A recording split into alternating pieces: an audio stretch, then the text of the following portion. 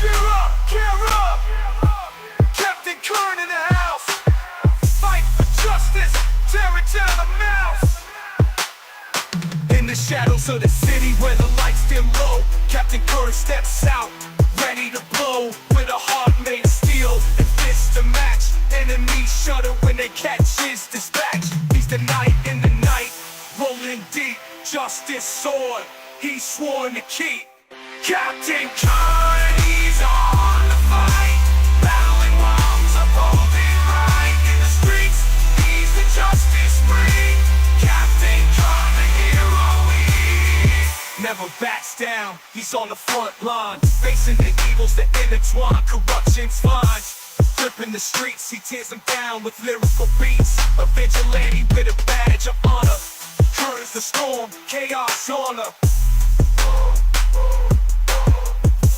Captain Kern's on patrol. Rights the wrongs, breaks the chains. In his world, justice reigns. Captain Kern, he's on the fight. Battling wrongs, upholding right. In the streets, he's the justice free. Captain Kern, the hero he is.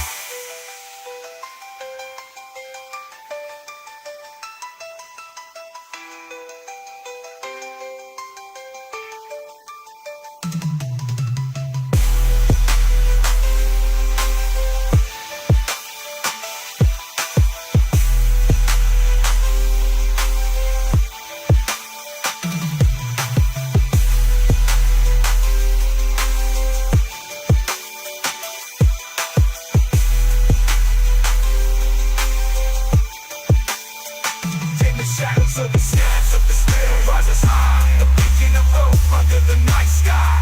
Enemies fear when his name is called, a symbol of power uninvolved. With every step he claims the land, justice delivered by his commanding hand. So when you're lost and the night draws near, remember Captain Kern, let out a cheer for justice, for truth, for the right.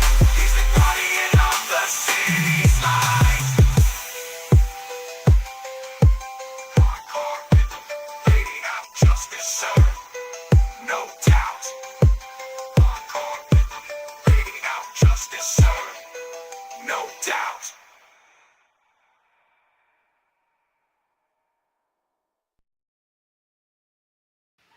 Unmute myself, boomer moment. I'm not even a boomer. I am Gen X. What's going on, everybody? Good morning. The captain's here. I think I'm here. I had a really bad day yesterday. Um, Physically, my meds were messing with me something hardcore after I got back from the doctor. Whew. So I was like in and out of chats. I was like, I'd go into a chat for like 5 minutes and then come back out. Oh, God. Still in bed, but staying here. Good morning, free spirit prepping and news. I'm glad you're here at the very least. You are awesome. Let's see what's going on. So today we are going to do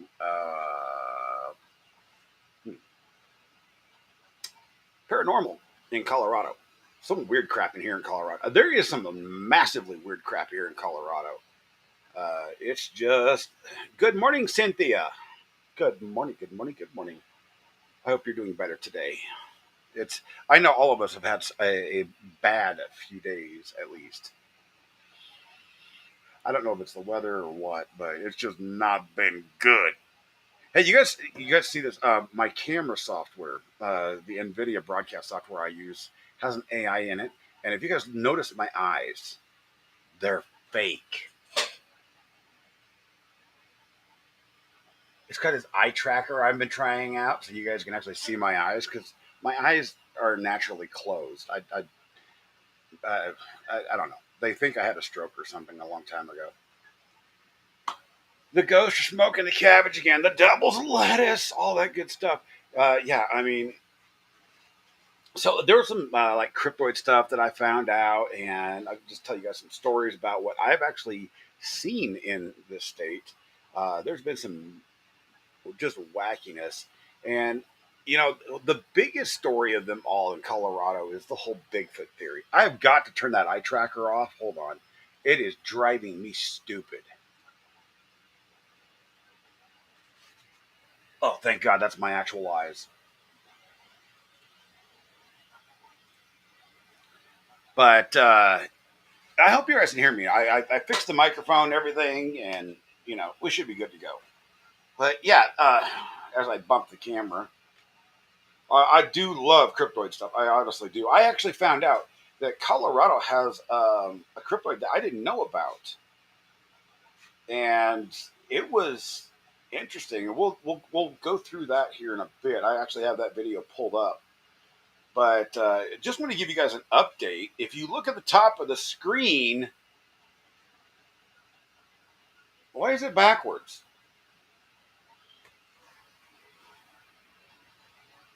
Oh, okay. Hold on. Hold on. It's backwards at the top of the damn screen. Transform. There. So the community between all of our channels and chats, and a very big thanks to Fraudit Wrangler, um, for his family's generous donation, everybody's generous donations. But I want to give like massive thanks out to Fraudit Wrangler for the promotion of the fund. Shizzy, Mo in the Deep End. I don't know who else has been actually throwing it out there, honestly, because I haven't had time and the energy to go to other people's channels and see. And that sucks, because I want to thank everybody that's been helping. It is, you know, we're over $1,000 this morning. I'm already, and I put an update on there. So here's how this works. I don't want anybody to ever think that I'm a grifter of the sort or a scammer or anything like that. So every single penny out of that rebuilding fund, the receipts will be posted. They will be pictures of the before and after of what was worked on and repaired. I want to make sure people understand I'm not bullshitting. This is real. This is where your hard-earned money is going to help my family. So, and for the channels that have promoted and done these really cool things, I'm actually in the process of designing some very cool things for them. And you guys know I 3D print, so uh, I got part of one of those things printing right now, and nobody gets to see that until it's all done. Because they are this is going to take a while to print this stuff because some of them are fairly large items that will have to be glued, screwed, um, primed, painted, sanded, the whole jazz. Because I want to do some really nice stuff for some of these channels that are helping my family out. So and I just got to say, I mean, I am incredibly grateful for everybody. Why should you get out of bed? You can lay in bed and watch.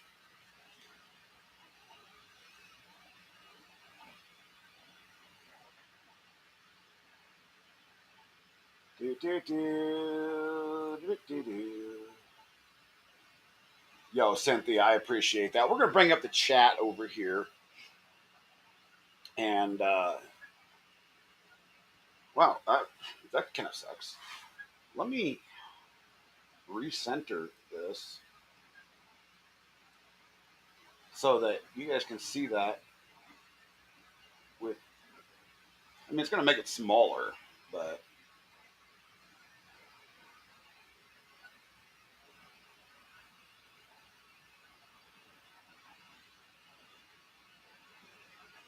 can we get it all over there?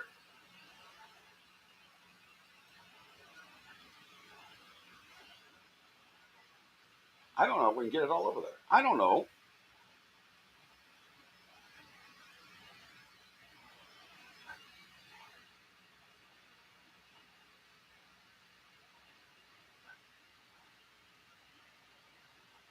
What the heck is going? Oh, I'm going in the wrong direction. Oh no! Oh no! The camera. Why is it doing it? It's done this to me 3 times today, guys. Stand by. The camera is just being stupid. It's not frozen. Well, it is frozen, but I can fix it here in a second. Stand by. Why do I have technical problems with this camera today? This is driving me bonkers.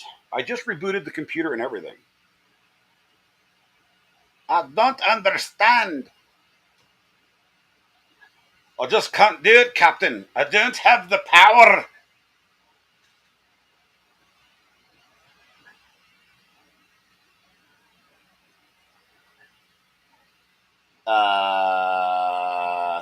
Is it gonna is this software gonna puke yet? Come on, puke for me. There we go. Close program. And reopen program. Wait, no, that's the wrong program. Run normally. God dang. What is going on with this today? This is just stupid. That's time number 4 that it's crashed. And I don't get why. There we go. Blah!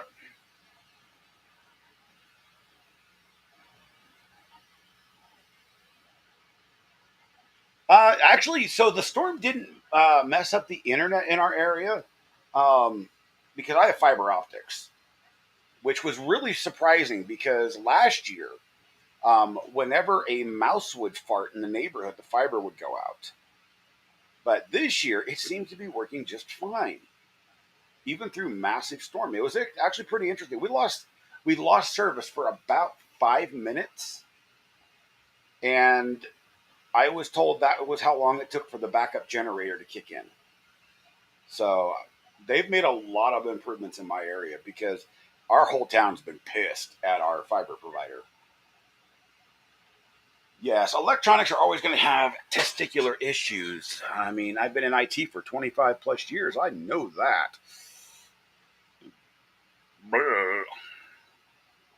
That said, let's get to our first cryptid, or our first paranormal, or our first this, that, and the other. Screen share. Here we go. So I watched this the other day, and I'm like, okay, this is beyond weird.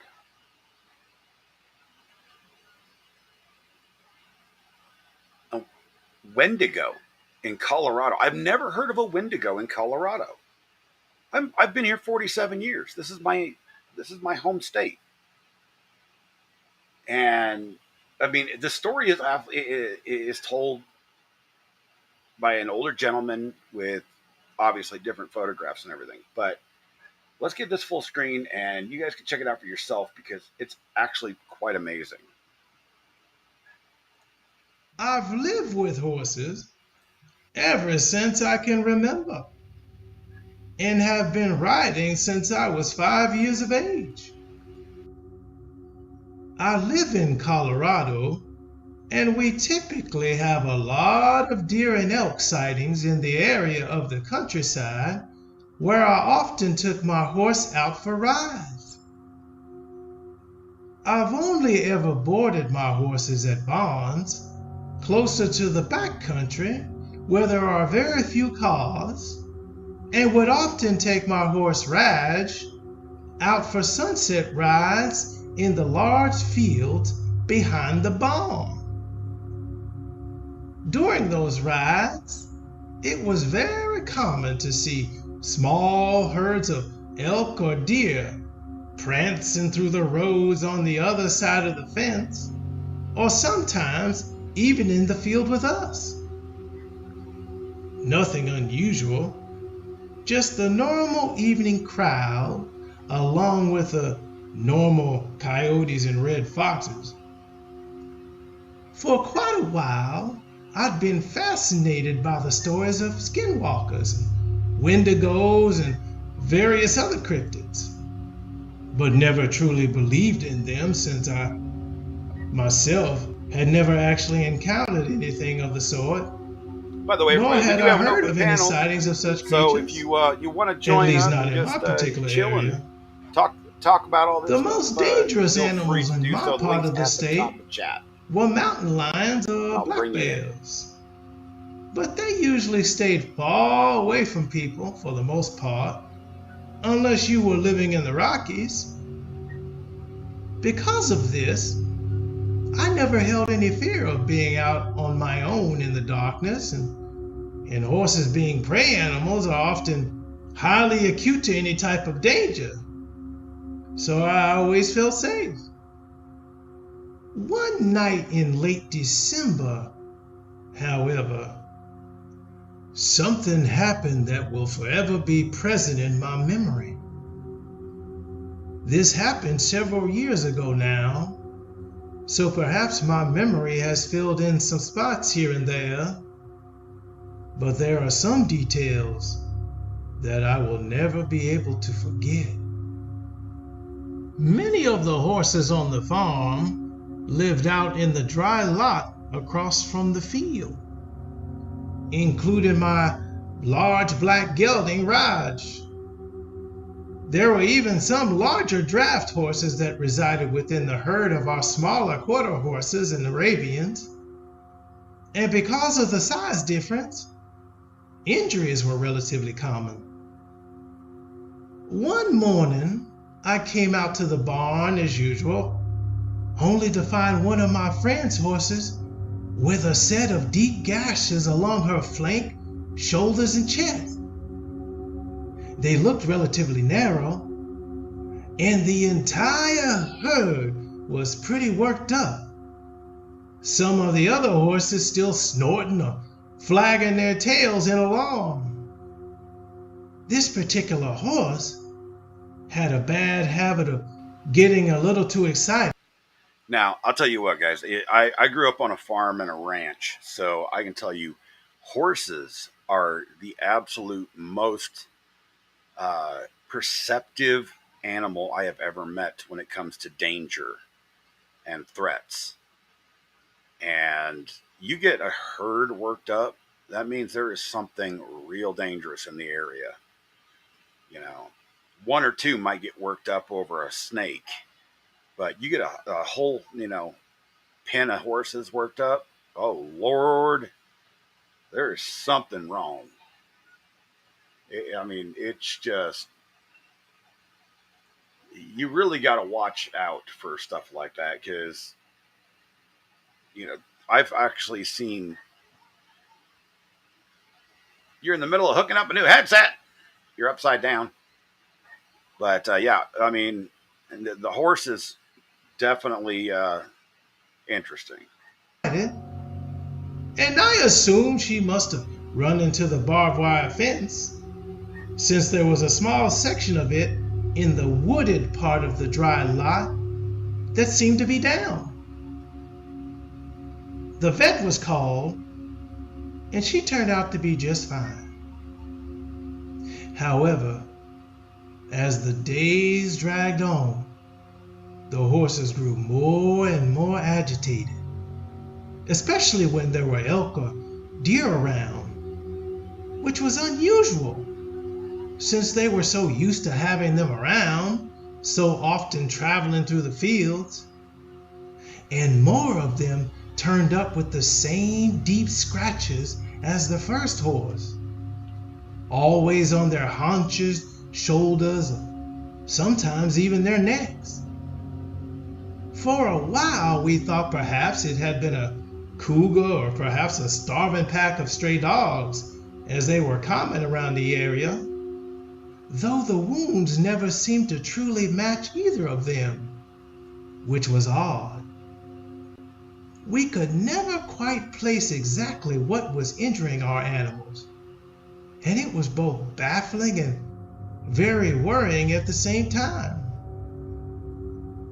One cooler night in late December, I was driving out to the barn as usual to take my horse out for a ride. As I made my way up the driveway past the dry lot, however, I noticed the horses desperately tearing around their enclosure, tails up and heads held high. I looked over to see what might have spooked them, curious as to why they were so worked up, but couldn't see much at first, other than a deer standing in the middle of the field. a relatively large buck from the looks of it. Slowing my car to a stop, I stared at the deer for a few more moments before it raised its head and looked right at me. Though after getting a good look at its face, I felt my blood run cold. This supposed deer had two dark, forward-facing eyes, and it was horribly thin, as if I could count every bone in its body. Yet it was much larger than any deer or elk I'd ever seen. It almost seemed to be staring right into my very soul. And it almost appeared as though his face was more bone than fur. Its front legs were misshapen, looking more like the legs of a dog than a deer. And as I continued to stare at it, the cold fear grew like a cloud of smoke inside of my veins. Everything inside of me telling me to turn around and get the heck out of there. Without warning, it turned and bolted through the field over the small hill that led to the road, disappearing into the Looks like our growing stream quality is dark. a little bit low today. I'll have to. I Give me a no second, longer I'll try to felt fix safe that. keeping my horses at that barn ever since that night, and quickly packed up and moved. I'm fairly sure that thing, whatever it was, had been what likely was attacking the horses in the field. But to me, that had always seemed very unlikely. I moved barns soon after that and never saw or heard of anything like that ever happening again. For several months, I tried to convince myself that it was probably just an elk with chronic wasting disease, a sickness that can make a deer or elk lose a lot of weight and even give them a much more eerie appearance. However, after doing more Yeah, research one of my on kids is cryptids, downloading video games. I Hold on, now guys. truly believe that what We'll I clean this saw up. must have been a wendigo or something of that sort. There we go. Whatever it was, there's one thing I know for sure. Yay, stream quality going Deer up. don't hunt horses. I hope that I won't have another experience like that again. And now I try to avoid visiting the barn alone at night for fear of running into anything like that ever again. So yeah, I've heard of all sorts of cryptoids inside of Colorado. I've never heard of a Wendigo,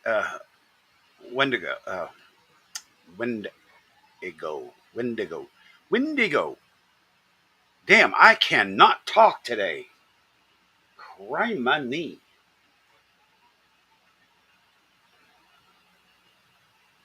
But going on from that, this is some, we're gonna go straight to something different. Let's see. Yeah, here we go. This story. So, a number of years ago, here over my town and almost all over northeast Colorado, we had strange drones. We're not talking a couple of them, we're talking thousands of drones coming over the state of Colorado. I mean, a lot of them. So let me adjust the quality, get that up there. Now, this story, the FBI, FAA, and U.S. Air Force are investigating a mystery in the skies over Colorado and Nebraska, where swarms of drones have been spotted, sometimes in formation. But who's flying them? Janet Shamlian with new clues tonight. That's not a plane. For the last week, Michelle Evans has spotted a high-flying nighttime mystery above her rural. I actually have videos of these things. I've got to go through my server and grab them. But, I mean, we set up watch groups and everything. It was nuts. There's lights and things flying all over. Sheriff's departments across the border area of 3 states have been flooded with similar reports since mid-December. I think whomever is responsible will probably have a little bit of answering to the general public. The military and local companies have denied responsibility. We waited for them not until the sun went down and the skies lit up. It's been just about a half hour and we are seeing drones all over the sky. They appear military lights. Sometimes it's just one, but in other places we're seeing clusters of 6 or more. Tonight there are still more questions than answers. And these weren't small drones, everybody. These things were monstrous. They were like between 5 and 8 feet in diameter. One of the sheriff's offices says it is now looking for a closed box trailer with antenna or a large suspicious van and is asking anyone who's seen it to call authorities. Nora? All right, Janet, keep us posted. The FBI is helping investigate the growing mystery of unidentified drones flying over 2 states. Drones have been spotted buzzing hundreds of feet in the air at night over Colorado and Nebraska. Yeah, I know. I can't control that. That's actually the video itself, unfortunately, Cynthia. Janet Shamlian is in Greeley, Colorado. Janet, what's the significance of this vehicle? Anthony, so authorities are calling it a mobile vehicle with antennas. And this morning there was a very active search for it here in northern Colorado. From seeing these drones for ourselves, it's clear these are not harmless flying. It is a clear response to That's a drone. The sheriff's office has been But yeah, you could see these things at all times of the day. I mean, day and night. They were everywhere. I mean, I caught one literally right over my neighborhood. And it was just circling our town.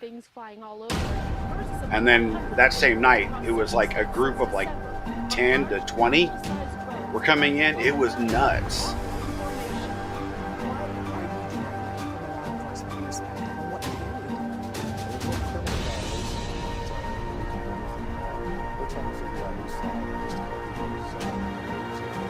I've known Steve Reams for 20 years. That guy is like badass.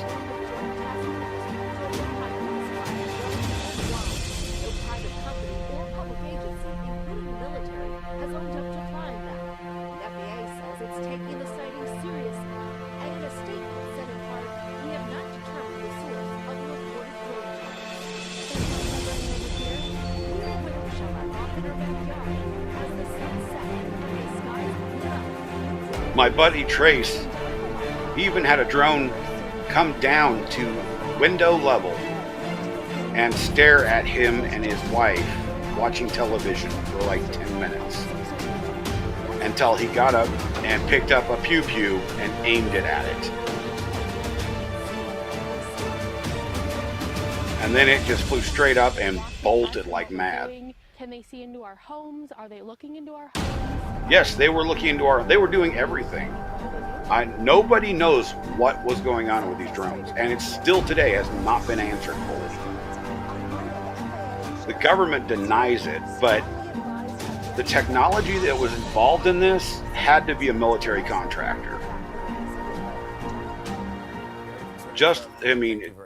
To be able to fly that amount of drones. New at 5. Stop. Tougher penalties against squatters are now the law. I'm trying to click on the wrong screen. But the military technology that was involved in that, in the coordination of how these things moved about. I mean, one van was one box van or with a trailer on it was being basically blamed for literally controlling like 10 to 20 of these things at one time. And they were all going in different directions. They were all going off of a GPS plot or something because it was nuts. and this was just where I am. My daughter saw them up in Kimball, Nebraska, when when when it was all going down. My son saw them in Sterling, Colorado, and then when he was in Fort Collins at CSU, he was seeing them there. This went on for almost a year, and it was an absolute just nutty time.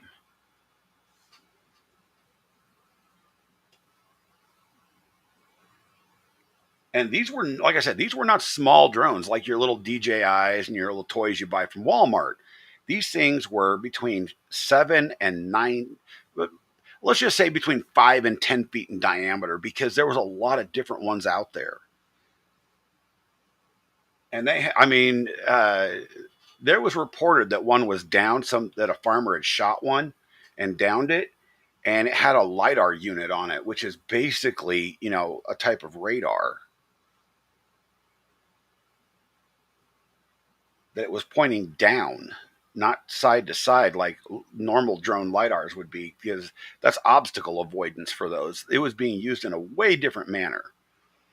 So, that was a nutty, nutty thing. I was just like, whoa, that whole time we were all, everybody in our community here, we were all in paranoid times.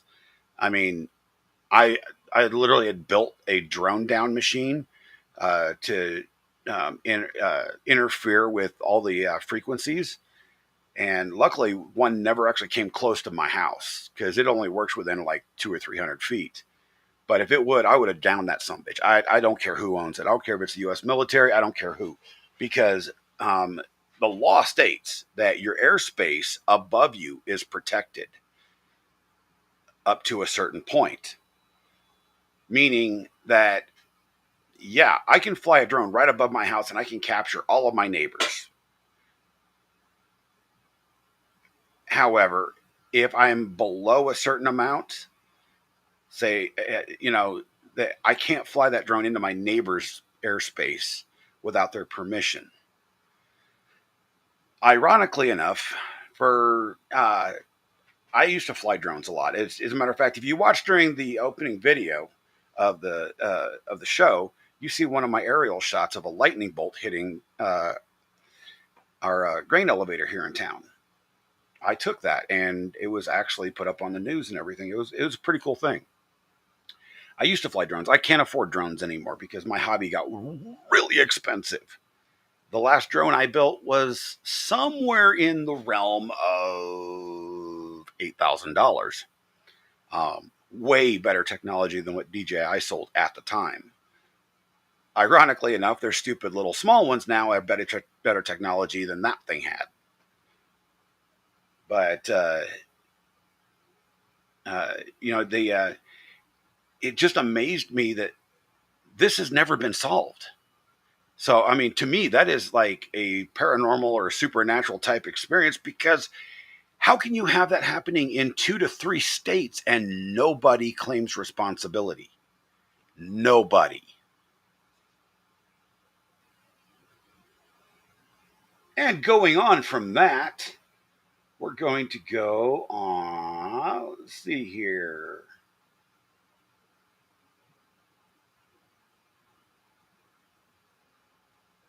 Dun, dun, dun, this is a short.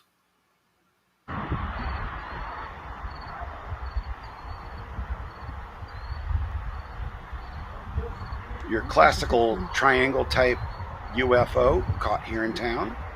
Well, in Denver. That's 3 hours from me. This is back in August of 22. Always in the same spot.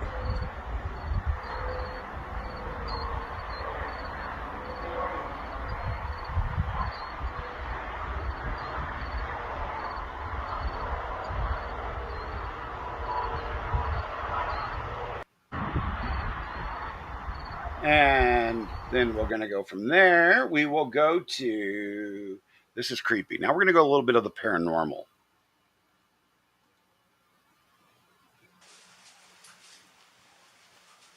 Turn up the volume, guys. Well, there's plenty of person here. Yes. Yeah. Oh my gosh.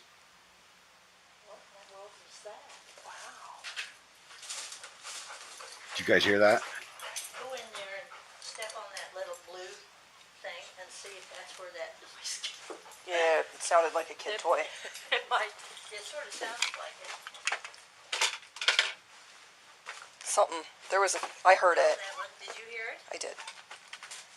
Sounded like a kid giggling or something, didn't it? Or a kid. It did. Where did that come from? Because all he did was go straight in there.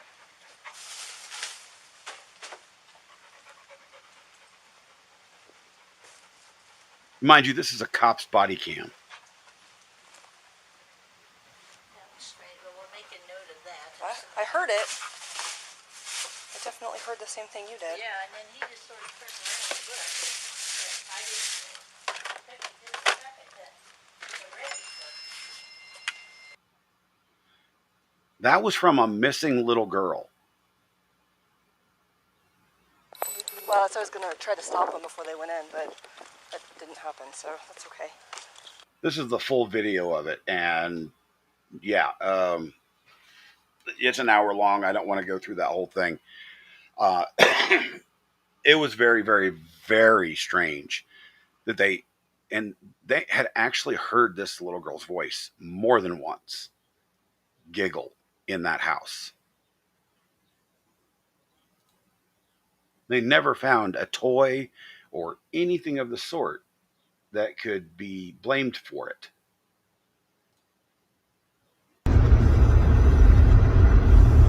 Greeley, Colorado, 2022.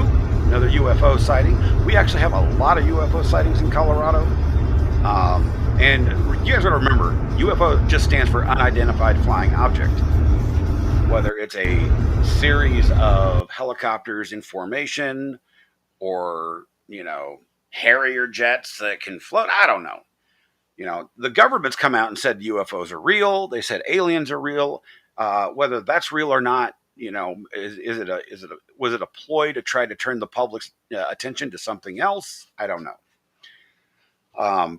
Me personally, I believe that there is extraterrestrial life out there because, as it said in the movie Contact, if we are the only things in this universe, it's a damn huge waste of space.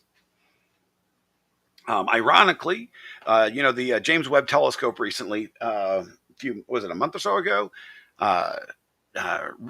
sent back images of city lights on another planet, far out in of our solar system, about 11 million light years away. Now, that means that those city lights are 11 million years old, and they may or may not exist anymore.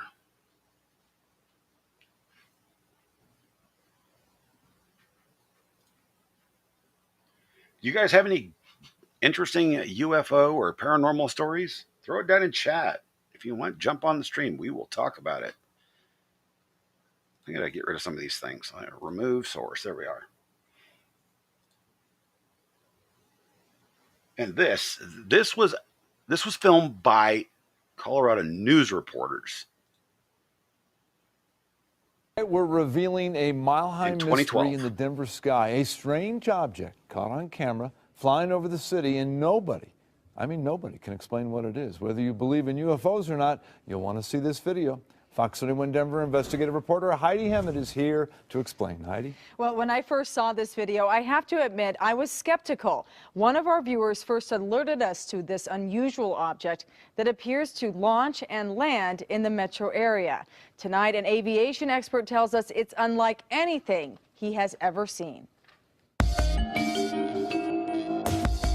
Now, I want you guys to remember that Denver and the metro area has Lockheed Martin and a Raytheon plant here. So it's not a plane.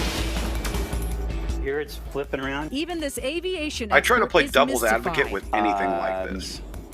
I can't identify it. We first learned about these strange sightings when this metro area man, who does not want to be identified, brought us his home video. You're going to see a little burst of fire right there, kind of a thruster.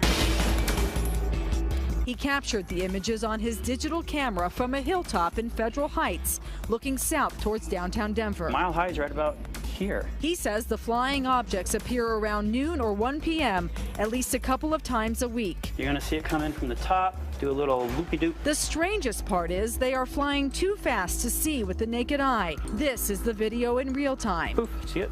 That was it. But if you slow it down frame by frame, it's there. We altered the color contrast to help you see it. Here's another one in real time. This is what it looks like slowed down. We wanted to verify that the video we saw was legit, so our photojournalist came out here with his camera. He set up in the same spot on 84th and Federal, and he shot video from just before noon until just after 1.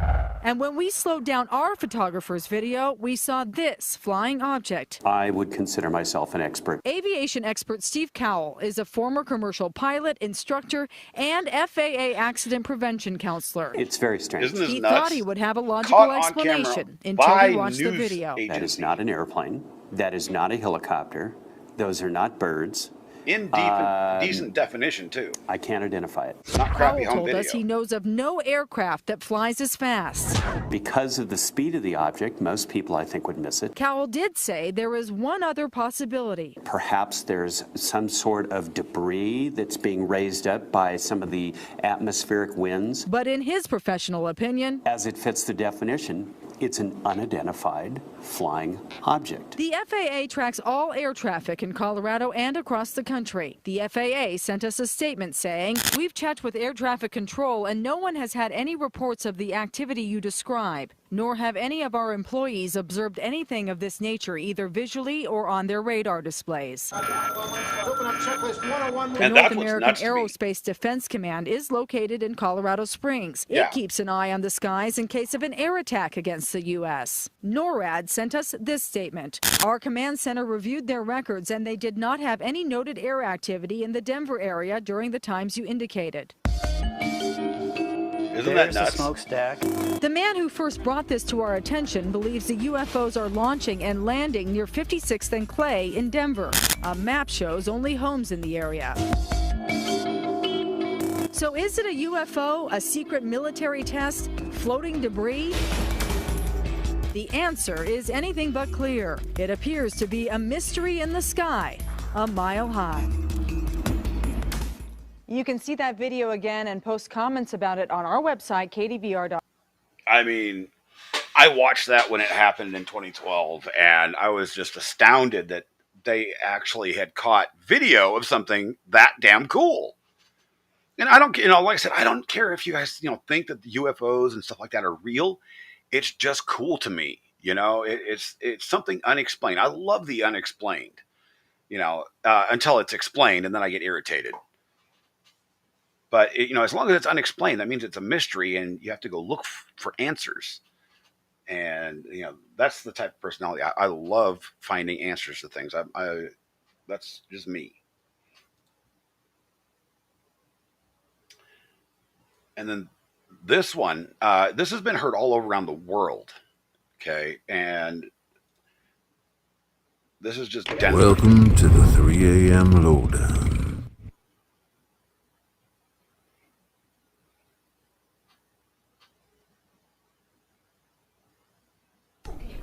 You hearing that, babe? Listen.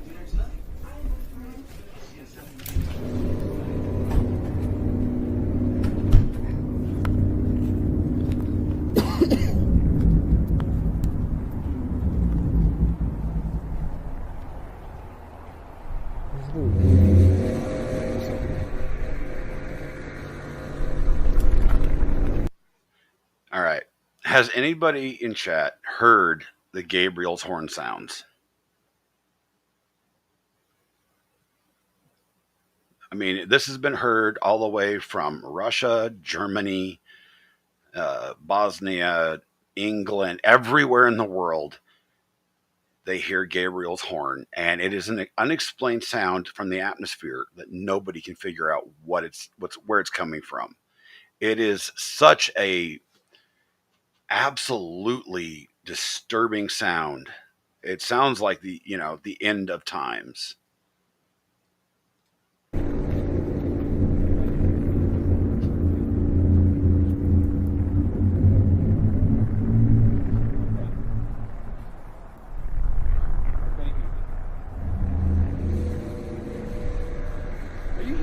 Yeah? What the hell? It's like construction or something on the highway?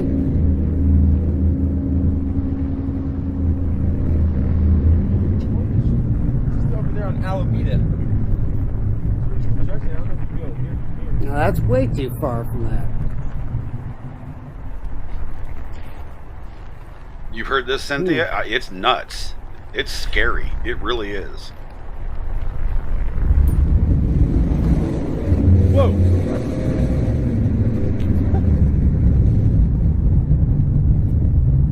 It can't be a plane. Dude, no way. I didn't even see him. I just called it in though. They said that several other people have called in already. Did you see anything on the news, right? I don't have TV, but we can go look it up right now. I don't like the sound of that at all. Like, share. I mean, you talk about some strange things, you know, and it's not just Colorado. Like I said, this has happened worldwide. I have actually heard that in my little town here. My little town of 3,600 people now, you know, 700 plus homes. And they literally had, this was about 10 years ago we heard it. And everybody was outside. Everybody was out of their homes looking straight at the sky. It was like a calling. It was weird. I mean, I don't know if you guys have ever felt the vibration from that. It can't be caused by anything artificial that we have on Earth. There's no speakers that are loud enough to do that. Son of a gun, we got a guest. Let's bring her in, Miss Cynthia. Okay, this is a test of my headset. How we doing? You sound wonderful. How are you? I'm doing great, much better. And yes, I've heard those sounds. And Lake Arrowhead, Mammoth, Kern County, just various different areas, camping, and it varies a little bit, but it's pretty consistent. It's kind of a scary thing, isn't it? It is very scary because when you're out in the middle of nowhere and you know nobody else is around and you hear that something like this, you got nowhere to go. It literally will. To me, when it happened to me the first time, because this happened a couple of times, it vibrated my bones so much I thought that the world was going to stop. It's sometimes louder than it normally is. I don't know if it's because of the bouncing off the mountains. I just don't know. And nobody's ever, you know, I have a friend at NOAA in Denver, the National Atmospheric, Weather, and he studies crap like this, and he says they've never found an answer to this stuff, ever. They don't know what it's caused from. I wish they could figure it out, because there's times when it sounds like it's almost industrial, and then there's times when it's not. Yeah. There are times when it actually sounds like part of a train. It's weird.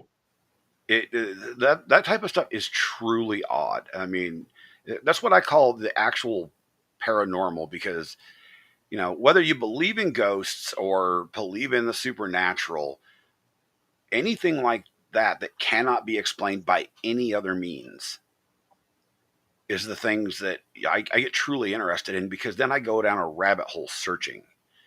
And when I first heard that, I searched for months for information. And all I came up with was hundreds and hundreds of other places hearing the same noise. And you tell somebody about that, and they look at you like you're just not on this planet. They don't even know how to respond. Oh, I tell you what, in this town, everybody heard it. We were all, everybody that you could just drive around town, and everybody was outside just staring at the sky, because it went on for like 5 minutes. Yes, it does. It's not a short acting thing. And you try to speak to people that are in the area. Some of them are in denial or trying to make their logical answer as to what it is. Or if you talk to somebody who hasn't heard this, then it's like, ooh, they're just, they have no clue. Yeah, I mean, that is just one of the absolute trippiest things that I've ever been through. And I mean, real or imagined, I have actually, felt and seen some really weird stuff in my life. It's like when my daughter died, the day after she passed away, I felt a hug, and I was the only one in the room. It was a cold hug, but it held me tight. And then since her passing, just weird crap happens around the house. I mean, honestly, just weird stuff. And I think she's just letting us know that she's here. She's not like trying to poltergeist us or anything like that. I've always believed in ghosts, just for my own experiences. And whether, like I said, whether it's real or imagined, it doesn't matter. It gives me comfort. So, but I have a little story to share with you. Sure. That might shoot. Kind of weird stuff happening. A building that I was assistant manager of down in San Pedro, unofficially. We hadn't had any warning with the plumbing on the building, and all of a sudden, one side of the whole section of the complex, all the drains backed up with this explosive backup. And we're not on sewer, so trying to get in touch with the owner, the son finally got in touch with me, and he said that his mother had just passed away in the hospital. And we noted the time of when this happened, and the time on that was noted at the hospital were within a minute of each other. And the joke was that she was letting us one more strike before she left. It just inside joke, but it's amazing when someone passes, what happens around you if you're paying attention. And even if you're not, you kind of afterwards think about things that happened when that person passed. Yeah, like I said, there's been so many strange oddities in my life. It's that I've become a firm believer in, at least some of the supernatural. Maybe not all of it, but there's quite a bit of it out there that you just really can't deny, because there are so many strange things that happen around us. Mm-hmm. The problem is people don't pay attention anymore. You go back to, say, the 17 and 1800s and look at the newspaper articles that were written back then, and there was always reports of weird things happening. And now all of a sudden you only see that type of stuff in the National Enquirer. Yep. Or the Sun, or funny enough, the AP News. Well, we also now, because we have social media, YouTube and stuff, but I wonder just how much of even that is being censored. I don't know. I mean, it may be censored, or people just don't pay attention, and there's a lot of people that don't want to believe in anything. Whether you believe in God or not is a personal choice. I had a preacher tell me one time, he said, it doesn't matter which religion you really believe in. He says they all have a basis in God. Every single, even Greek mythology, or the Egyptians, there was always one God higher than everybody else. So, there's always something. Belief and faith in anything has just gone downhill because people are losing faith in life itself, and it's a sad thing. Unfortunately, like my youngest son, he has zero faith at all, and I don't know how to convince him of that. That there is something higher powered than us, because something created us.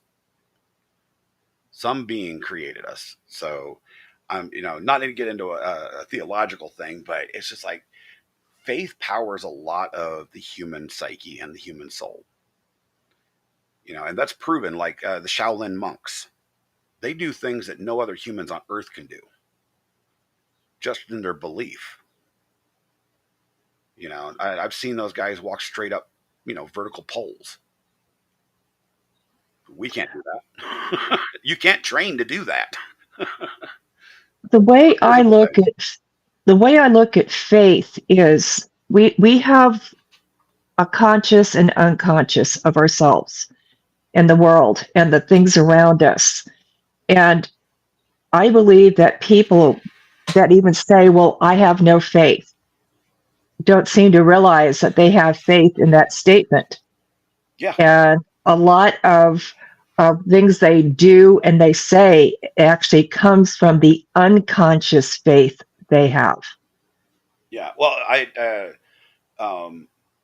my oldest son says he's agnostic or atheist. It depends on the day. And I said, do you realize being agnostic or atheist means you believe in something? Yep. Yep. You can't believe in nothing. Nothing doesn't exist. That's true. That's very true. And if it did exist, then nothing is something. So you believe in it. My stepfather came into our lives when I was very, very young. And we were always told, he was an atheist, believed in nothing. Unfortunately, I'm not patting myself on the back, but I was one smart little kid growing up. And I figured that he had to believe in something. So when it came time for me to leave home, I decided I wanted to understand his origins. So I made my way to Connecticut from California and had a meeting with his mother and family. So where the attic he grew up in, and found out he was raised Catholic and went to Catholic school. Had a whole nother side of him that we never knew. I mean, he had a persona. I'll tell you what, the many people that I knew that went to Catholic school have turned away from organized faith altogether because of Catholic school. Yes. Yes. I mean, I have horror stories from friends of mine. I mean, young ladies, and I don't mean to say anything bad about churches or anything, but there are some schools out there that should be closed down. One of my friends was literally beaten on a daily basis because she could not remember a verse in the Bible. Yeah, if I were Catholic, my kids would never see the inside of a Catholic school. Heck ever. No. It's that like I said, I don't want to, cast aspersions on anybody's faith, but there are simply some schools out there that should not exist anymore. And the old school type of teaching, in Catholic schools is a detriment to people as a whole. It really is. But I've always been one of the guys. I'm fascinated by the unexplained. Everything out there. They say science can explain everything, but now we're finding out over the last 30 years that no, it can't be. There are magicians out there that freely admit anymore that it's not a trick. Some of the things they do is not a trick. And those people are amazing. I've witnessed some things from one of those magicians. I was actually this was back in 2010 or 2011. Me and a buddy of mine went to a thing at the Denver Aquarium called Reef Stock. We were into saltwater aquariums, and I had a big saltwater aquarium, so did he, and we were up there trading corals and buying coral and stuff like that. And they had a magician there, and he was just doing some fun stuff, and you could obviously tell a lot of the stuff he was doing was tricks. But then he went and levitated a coral out of a tank. He levitated a living organism out of a tank in front of our eyes and there was no fishing line or anything like that, and all of us were dumbfounded. We're like, Wow. how did he do this? It wasn't magnetism. He didn't have, literally, his hand was bare. I mean, it wasn't sleight of hand, you know, because he had one hand behind his back and there's nothing there. And I was like, whoa, that is just trippy. And then now, I mean, with YouTube, we can see all these fun things, but the problem with watching it on YouTube is YouTube can be edited. Mm-hmm. So, you know, there's all these people out there that are doing magic on YouTube, and they go, okay, well, is that a real thing or not? You know, a buddy of mine saw David Copperfield in Vegas, and when he disappeared the elephant, Mm-hmm. and he said they couldn't explain that one because everybody thought it was a giant mirror. He saw it live in person. He said there were no mirrors. How do you do that? You know, you're talking disappearing the largest animal on earth. You know, I never got to see that. I only heard about it. Yeah, I mean, he disappeared a 747 jumbo jet. He disappeared all sorts of stuff, and nobody's ever been able to explain those tricks, and he'll never do it, obviously. Oh, he's going to take those to his grave. Oh, definitely. Absolutely. And, you know, I've always had the belief that magic was real. It's the problem is people just stopped believing, so it just disappeared.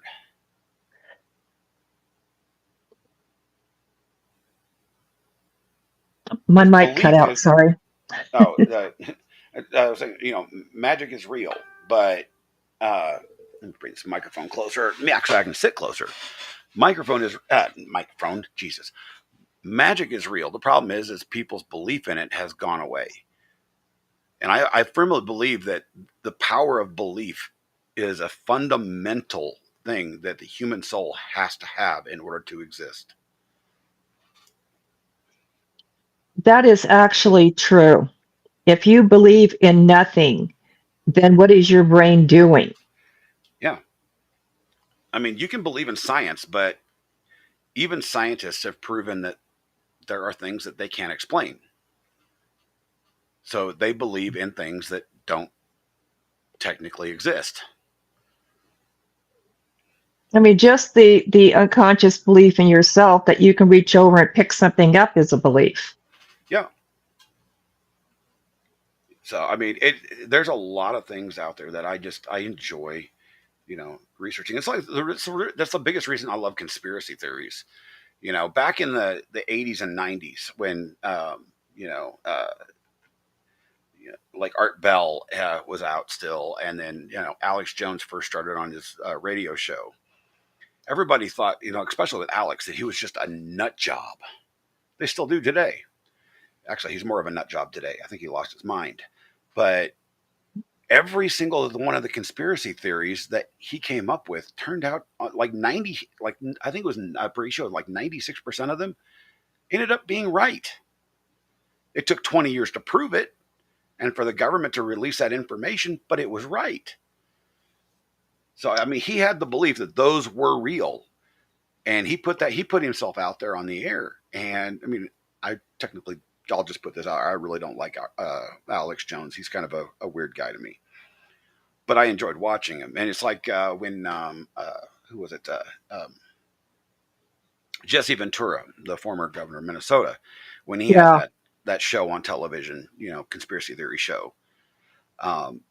Almost everything that he put out turned out to be real, you know, and it was like, holy smokes, you know, and it was just the power of belief that those things were actually real to begin with. And then it just a matter of finding a way to prove it. And, you know, it's really strange when the government comes out and says, yeah, the Tompkin incident actually happened. Do you ever see the videos of him driving around in those government caves? Oh, yeah. Wow. Yeah. The salt mines in Virginia, West Virginia, and all that. I'm not sure if they were salt mines or not. What I took from those videos is that, yeah, they've got they've got storage there for whatever happens, and seed storage. I mean, it's just mass amount of caves. And I So know that the government was moving a lot of their stuff from other areas of the country into them. I'm trying to remember where the heck they are. I'm going to show you something here.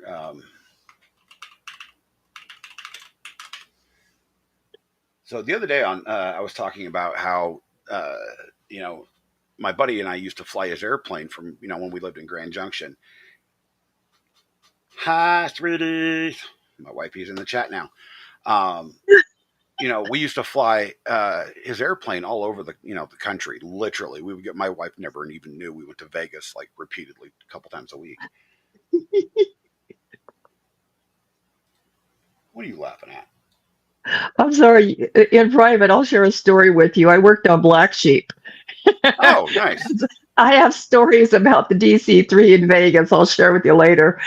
Yeah, that's great. So we were flying all over, and then just out here by, let's see. Okay, there's the airport. We were flying over towards Green River, Utah, and I got to see if I can find this because I don't remember precisely where it's at. But it's just two sets of railroad tracks and a huge like highway sized road going into the side of a mountain. And the moment I snapped a picture of this thing, my Olympus, first generation like 1.3 megapixel Olympus digital camera stopped working. It was like it got hit by an EM pulse. When we got home, and the card in the camera was completely gone. It wasn't readable at all. My wife can attest to that. There was all sorts of things, and I'm trying to remember where the heck this And is. you guys didn't have any problems with your communications or anything on the plane? No, it didn't have any problems with the plane at all. It's just Wow. the camera itself just stopped functioning. It was the strangest thing that we've ever experienced. Have you And been back there? no, I haven't flown since. Well, we did fly over it a number of times, but after that, it just, we moved, and of course, I haven't been back since. And he sold the airplane too, so I don't remember exactly where it's at. It's right in the hills, just before you get right off the highway too, because you follow the railroad tracks, and the railroad tracks. I don't remember. I gotta go find this thing. But there was one day we actually saw a train car right in front of the big doors. They're like 20-foot tall doors.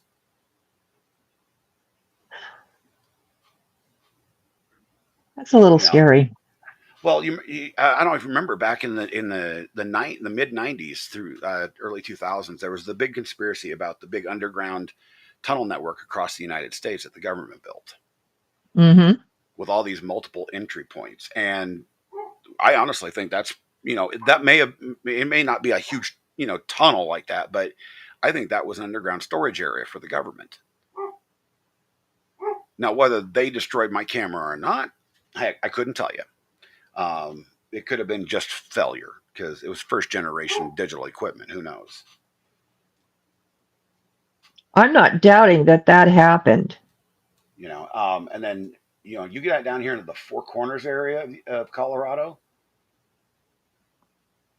and you get down into this military base that we got down here. And there is some really creepy shit down here because there are entrances into that base in like 15 different points in the mountains. They're all tunnels, sealed tunnels, just like, trying to go into NORAD to break great big doors.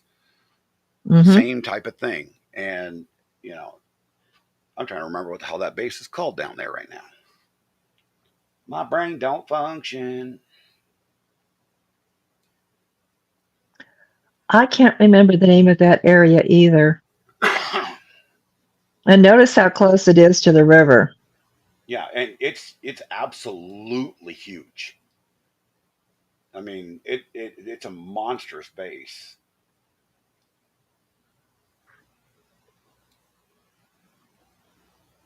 That is a sand pit. I know that.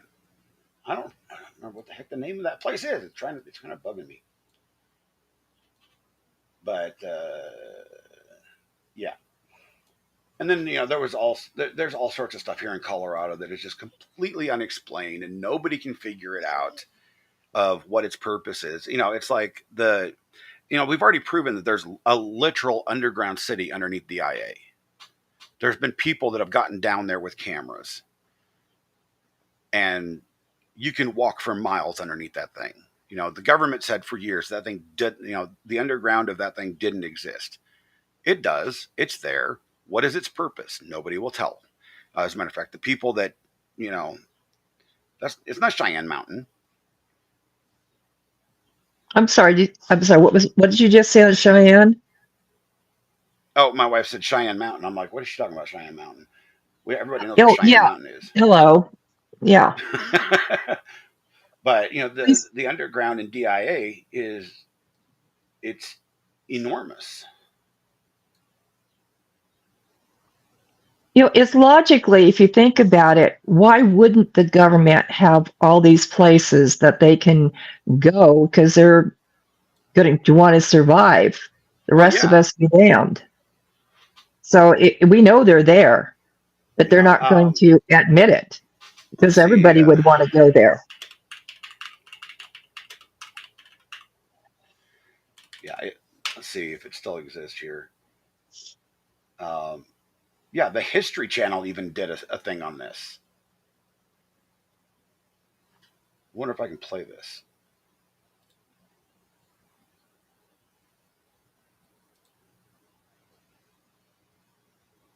You know what? Let's just give it a shot. Why not? Since I was a kid growing up at the height of the Cold War, I've been fascinated by the deepest, darkest secrets of our government. Audio. What weren't they telling us? Or is that just the bass? I don't know. Some people believe there's a huge government secret hiding right beneath our feet. An entire network of military bases and top secret facilities under the ground. But is there any evidence of this massive subterranean layer? Is something going on? And just FYI, chat and YouTube, anybody else listening, we're doing this for commentary and educational purposes. So it's fair use, so bite me. On down there that we don't know about. Absolutely. We know that the military started moving underground during the Cold War, back in the 50s and 60s. That's the end of the world right there. Yep. And rumors that started in 1955 about an underground base called Area 51 were only confirmed by the FBI in 2013. This is intense. But some suspicious line items in the military budget, which to this day, we still don't have an understanding of what Area 51 was used for. I love that. There's about $50 billion for classified programs. And even more suspicious patents that were purchased by the federal government. They're using heat to tunnel through and melt rock. Oh, man! This is science fiction to me. Could indicate that there's way more happening beneath the surface than we ever imagined. Patrolled by military dog teams. That is top secret stuff.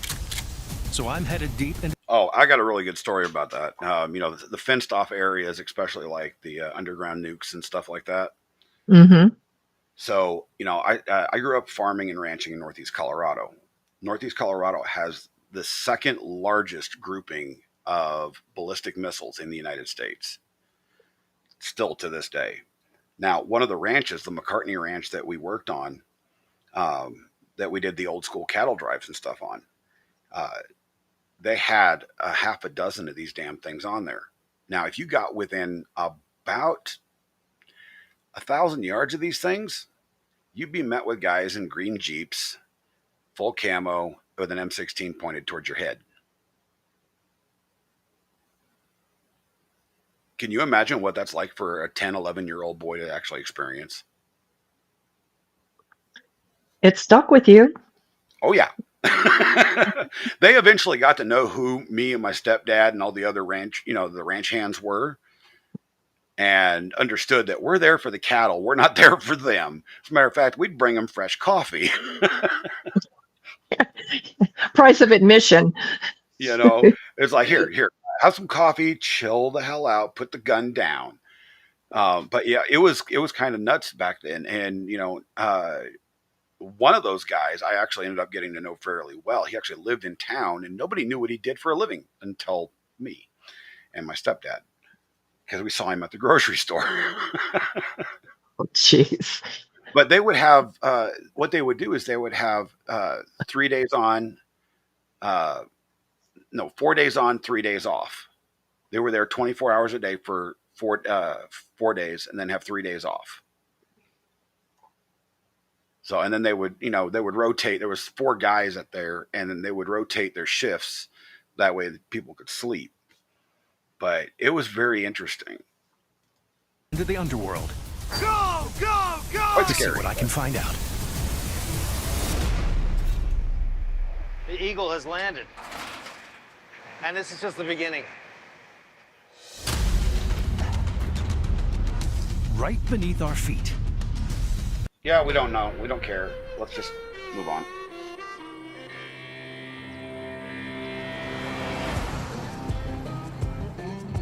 I used to go to grade school, and just like fire drills, we would do duck and cover drills, which were for nuclear attack, which was ridiculous when you consider the fact that no way is anybody surviving this thing, much less 8-year-olds with their jackets over their heads in the basement. But those are the kinds of things that were part of. That was the funniest thing, I think, back during the Cold War, is them sticking our asses underneath our desks. I remember the day. It's like, well, what is that going to do? We're just going to die with our asses up in the air. I actually, in the 50s, in elementary school, I was very rebellious. Actually, and I wasn't being a smart ass. I actually raised my hand, and I just looked at the teacher and the rest of the class, and I said, if one of those missiles is ever launched, it better land on my head because I don't want to be here after. Well, of course, they don't want to hear that because that's now creates lack of cooperation and questions. Oh, yeah. I opened up a can of worms right then and there, straight to the principal's office. I mean, you got to remember the U.S. school system is not a constitutional republic or a democracy. It's communism. Yep. Flat out Indoctrination. communism. It's indoctrination. And the irony of that is during that whole time in the Cold War, it's the only time we had to do that was during the first couple of years of elementary school where I grew up in Fort Morgan. Mm-hmm. And the girl that sat in front of me, I had a crush on. And every time we had to do that, I got a really good view of her butt. Oh, God. The imminence of nuclear holocaust is much less a daily thought on the average American's mind today than it was when I was young. The Cold War is long over, but some declassified Chat, what are you guys relics doing? from that era Are may we that show captivating? The nuclear threat from Russia was just the beginning of a secret underground Y'all are being that quiet only as fuck. top-level officials in the government know about. Usually, when I go into the underworld, I'm rappelling into murky caves or squeezing through tight crevices in some ancient ruin. But this is going to be different. An underground world built in secrecy with high-level military technology. And I couldn't be more excited. I am a chess guy, but Jessica My Morris first had a really stop good is in the peach butt. Arizona desert, at one of the many Even at decommissioned like 7 years Titan old. II missile sites that exist across the country. Wow, it smells like a military base, doesn't it? Yes. These missile silos were underground structures built during the Cold War. And before anybody in chat says anything weird, it was a Constructed 7-year-old to looking at a house an 7-year-old. arsenal of So nuclear shut up. warheads to deter the Russian threat. And it was all done in total secrecy. This is intense. How far underground are we at this point? We're 35 feet. Wow. Exactly. You worked in the silo. Yes, during the height of the Cold War. What was that like? What did that feel like? It was boring and scary at the same time. Kind of had the weight of the world on your shoulders. You were aware of that feeling. Absolutely. Interesting. David Haratunian was a Titan II ballistic missile analyst during the Cold War. His job was to wait for this phone to ring, and if it did, I missed that this that key ringtone there. into this switch and launch a nuclear attack. And if it happened, it would have all taken less than 60 Can we get that seconds. ringtone for our phones? How Oh yeah, you crazy is can. that? You just can't So slam your the day phone of down like work we used was to be make able to. sure that this thing was up and ready to go. State of readiness. Oh, you 24 can, hours but you a have to day. buy a new phone. You thought you could launch at any moment. But the thing that was most upsetting about it was if we had the launch order, we knew an attack was coming, and we knew that all our loved ones would die. The Titan II was built in 1961, when a telephone looked like this. A television? Oh God, I like this. remember those days. And a baby's car seat looked something like this. We had a console TV until And I yet, was like 14. The secret underground facility had some insanely cool technology. So this is the long cableway. That's amazing. I used to actually run a switchboard where we actually had those plug-in cables. Protected from the shock Oh, wave. that's It's going to be like the that's world's actually worst pretty earthquake awesome. of a 'Cause nuclear detonation. I remember Right, in right. Fort It's Morgan cableway 'cause it's all the when they had the when it was still Ma Bell, which is one of the breakoffs from AT&T. Uh-huh. And we had growing up out in the country, we had a party line, but it was also run through the switchboard at when I was real young. So whenever you'd want to make a call, you'd dial it, and then you'd hear the lady on the other end going, "Just a moment." God. It was The that switch- old school. The switchboard that I ran was in Encino, California, and it was for an entire multi-floor building of lawyers. And we had those old style headsets. I mean, we literally pulled it out and plugged it in. And I look back at those communications versus where we are now.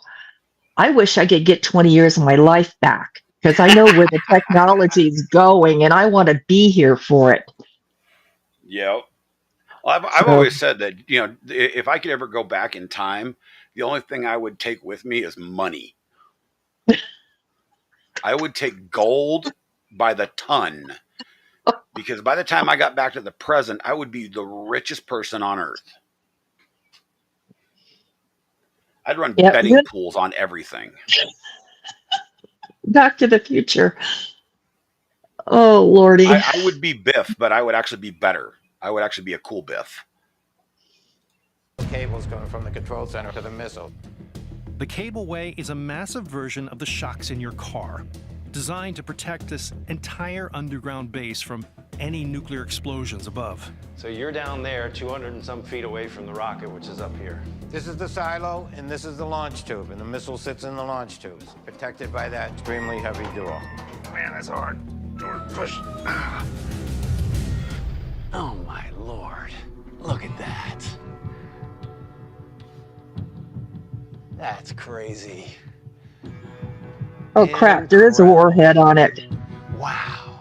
I can't believe this guy got permission to give get me in some there. read on what I'm looking at here. It's 103 feet tall. It weighs 330,000 pounds fully loaded. It has 430,000 pounds of thrust, which is equivalent to two 747s at full throttle. Wow. How fast does it take for this to get to its target in the Soviet? About 30 minutes. Going to go about 17,000 miles an hour. Wow. To put into perspective how ridiculously fast this Titan missile was, the commercial airplanes we fly in today, they go around 570 miles per hour top speed. So this nuclear missile flies about 30 times faster. And what is the actual bomb? It's a 9 megaton bomb, which is equivalent to 9 million tons of TNT. That'll do the How does that job. compare it to Hiroshima? It's 600 times more powerful than Hiroshima. Unbelievable. And how many facilities with this nuclear missile were ready to go on a single phone call? 54. That's crazy. Absolutely. Enough So to in the destroy case of the nuclear entire attack, planet. 54 Titan II Can we missiles pause all for a lift off second? basically at the Yeah, same yeah. time. Only totally. I don't know if you or anybody else has seen this, but there is a video somewhere on YouTube that shows from the time they started testing nuclear through the years to current testing of nuclear weapons on this planet. Yeah, I've actually And seen that video. oh my God, I had no idea. If that doesn't tell you how contaminated the United States is, oh baby. People, Well, not just the United States, but our entire ocean system. You know, yep, that too. worldwide. I mean, you know, we to this day we still have North Korea and Iran and Russia still testing nukes in the freaking ocean. Yes, yes. I wonder if that map's been updated. I don't know, but I saw the video I saw had an animation of the destructive power. Of basically like the timeline of how humans evolved, but in megatons. Jeez. The first time And I saw that, I literally had a tear in my eye because I was just like, man, they just won't stop. and we're building these things even today, more and more destructive things, and it just bothers the hell out of me because the the most common scenario is if somebody launched a nuke, one single nuke, somebody will we will retaliate in mass. They will retaliate in mass over that. The next guy is going to get into it as well. The next guy's going to get, and by the time it's all said and done, there is no humanity. There will be no Earth because it'll crack the planet in half. It won't even be habitable. Have you ever seen the movie On the Beach? Yep. There's the black and white one, and then there's the updated version.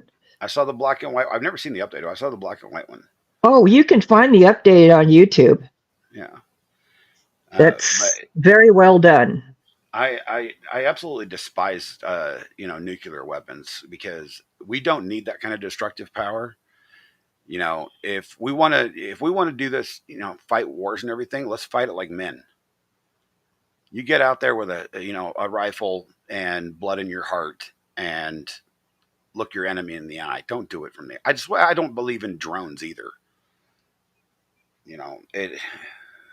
It may save soldiers' lives, but the problem is the drone operators, they don't ever talk about this. There's a few news articles out there, but the drone operators end up having far worse PTSD than a frontline man in the field. I heard about that. They literally go crazy because they think that they're playing a video game until they find out, when they take that VR helmet that they wear off and they set it down and then reality sets in. I just killed 100 people with a push of a button. That will mess you up for life. Yeah. But meanwhile, you got a soldier on the ground. He may shoot 50 people, and he's got that adrenaline running that will calm that. When that wears off, he will go into a sudden state of shock and then come out of it, and his brain isn't so screwed up. I've actually looked at the psychiatric documentaries on this stuff, and it's nuts. We think we're doing better for warfare, and we're actually not. We're hurting ourselves. We're hurting the people that are trying to protect us even more.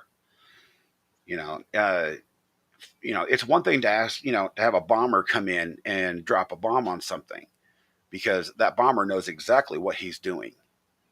He knows what's going to happen because he can see it in real time, in person.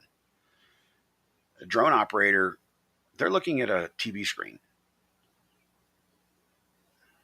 It's a pretty powerful thing. It's also in like first person shooter video games. The realism in some of these that are coming out today are actually giving kids PTSD. And I'm not advocating for getting rid of video games at all. I love video games. However, I do think there should be, the parents should be watching what their kids are playing, because we have children as low as 8 and 9 years old that are playing like Tarkov, which is a very realistic shooter. And they're coming out with PTSD because of this. I believe in the video games that will enhance curiosity, math skills, spelling skills, anything that does that. But when I draw the line at all these war games and stuff. To me, if I had a child and they wanted to do this, fine, they can do that after a certain age, depending, in other words, when they're not within my realm of control. And I think a lot of these parents are finally getting to the point where they're saying, okay, no television set, no computers, nothing. But we're living in a tech world where we really can't stop them. And it's really sad. And for the name of money, and these kids are being exposed to this way too early. Oh, I mean, there's no doubt because, kids growing up anymore, they don't go out and play in the mud. They need to play in the mud. I mean, they don't. The whole one of the whole parenting problems that we had, through the first generation.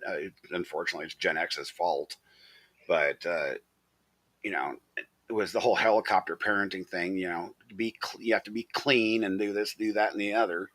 And it's like, no, you let your kids go out and get dirty, get in the mud. That gives them immunity to things. Let them eat dirt, for God's sakes. Drink from the water hose. I've never understood that. When the hell did we have to stop drinking from the water hose? I could answer that, but we'd be here a couple hours. It's just, dear Lord. It's like when I went camping as a kid, we drank from mountain streams all the time. You just look for beavers. That's all you do. Make sure there's no beavers in the area. That way you don't get giardia.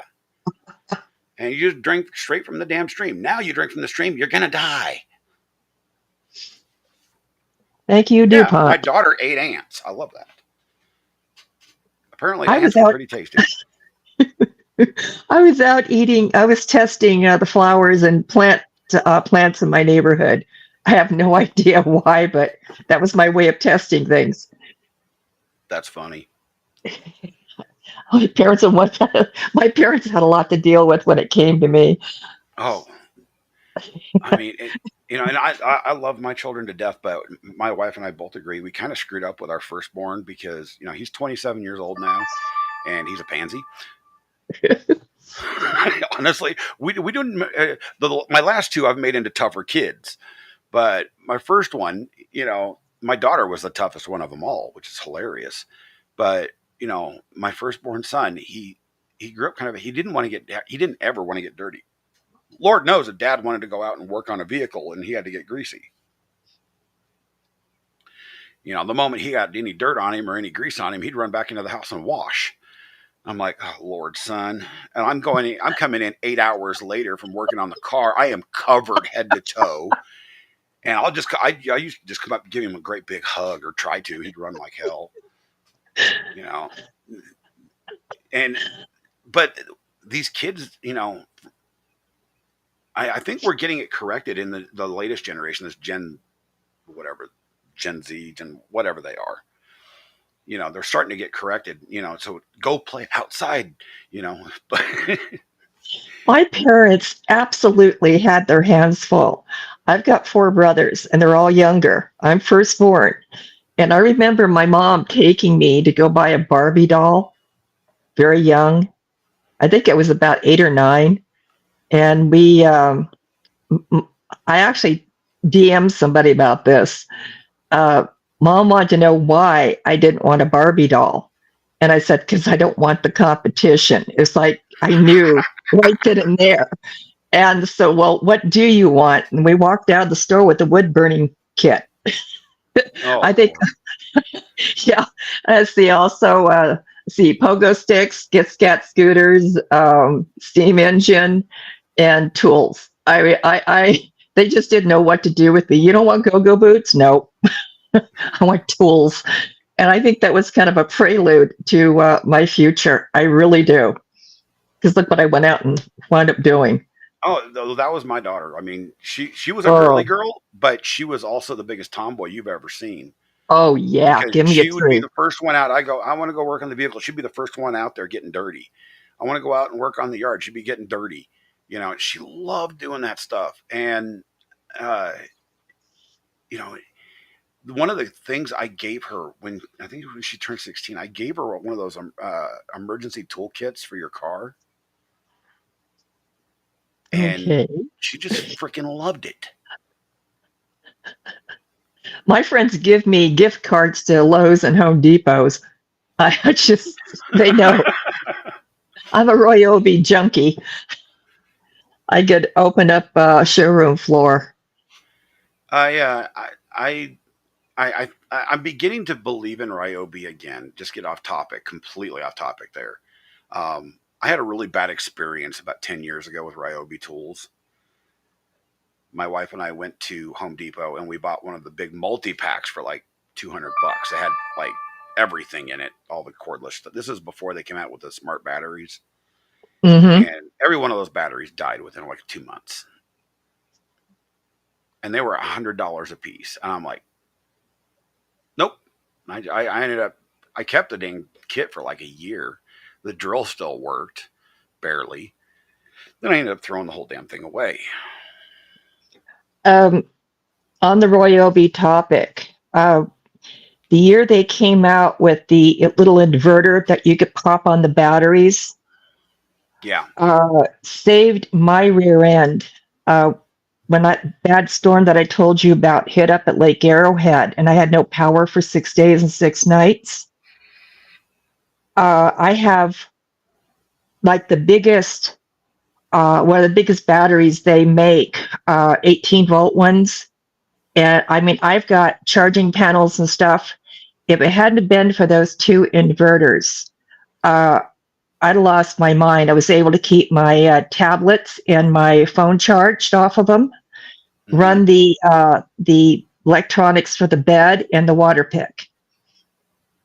I was freezing to death, but at least I had those. And just having my communications alone was, oh yeah, that I can't even begin to tell you. If I had not had been able to charge a cell phone or my tablet, I don't know what I would have done. Yeah, just that was too much isolation. I'm actually gonna. You might actually join in on this with Free Spirit. We're gonna be doing a survival / prepping / homesteading type, stream, and I gotta talk to her about getting all that prepped up. Good pun on words there, but getting that lined up, because I think that's the way I grew up. Being on the farm it was just a lifestyle. We canned our own goods. We put away our own meat. We kept stuff in reserve in case of a bad winter. People don't do that anymore, and they pay for it. Even now, I mean, we don't can a whole lot anymore. We want to, but of course, with hailstorms and crap, you can't really grow a garden.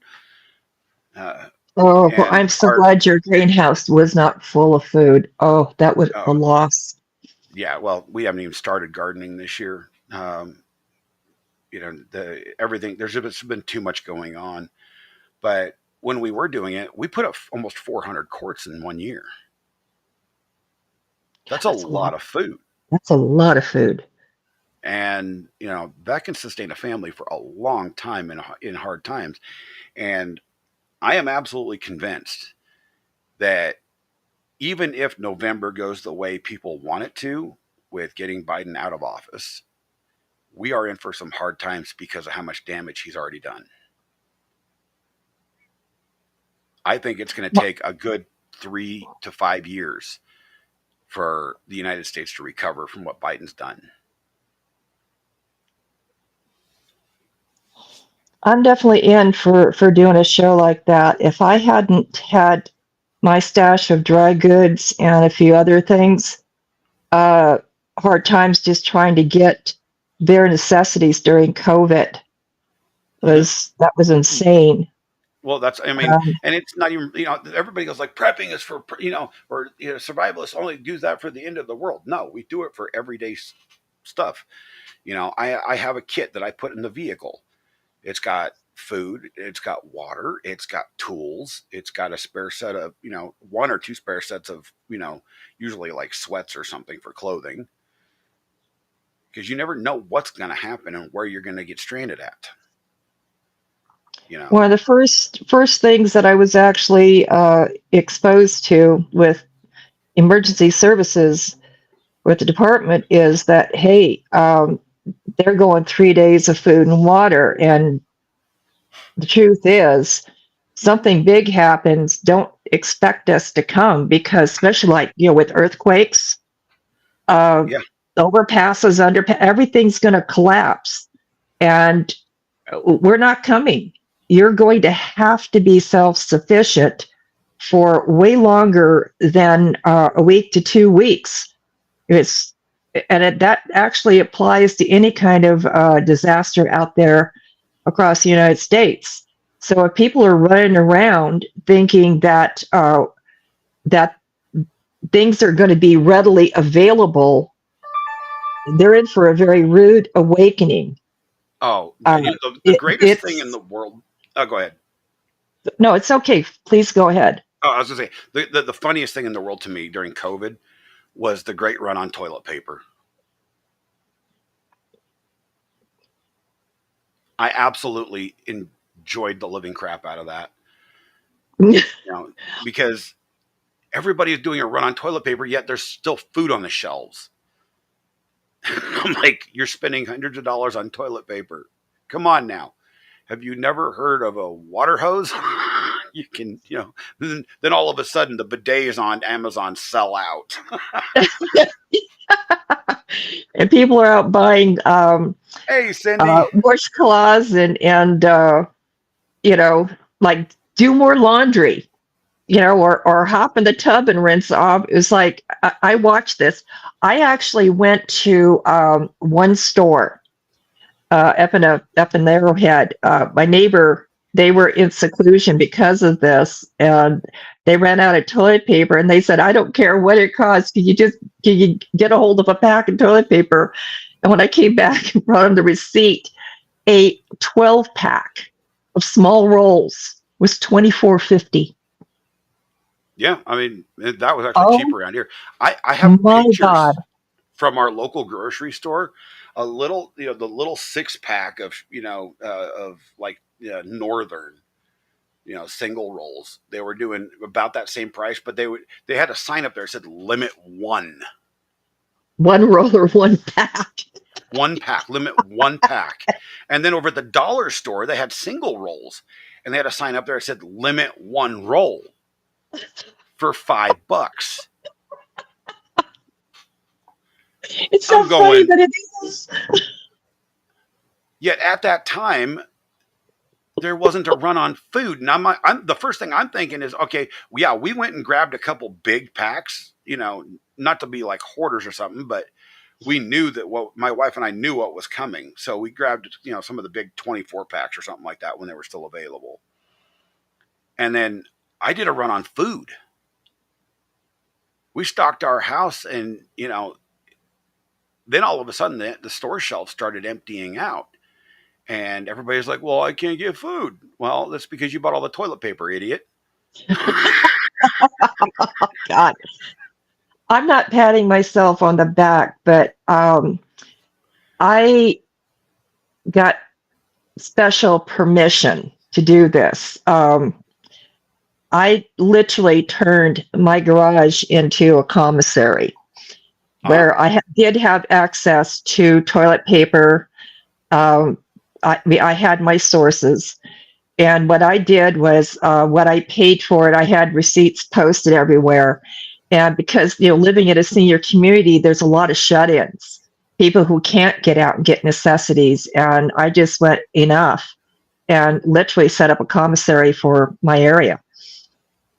And see, good for you. I mean, because you're helping take care of your community that way. Somebody had to do it. Well, nobody else was pitching. I mean, our city, I'll tell you a story about our city that pisses me off. The state of Colorado, most states did this.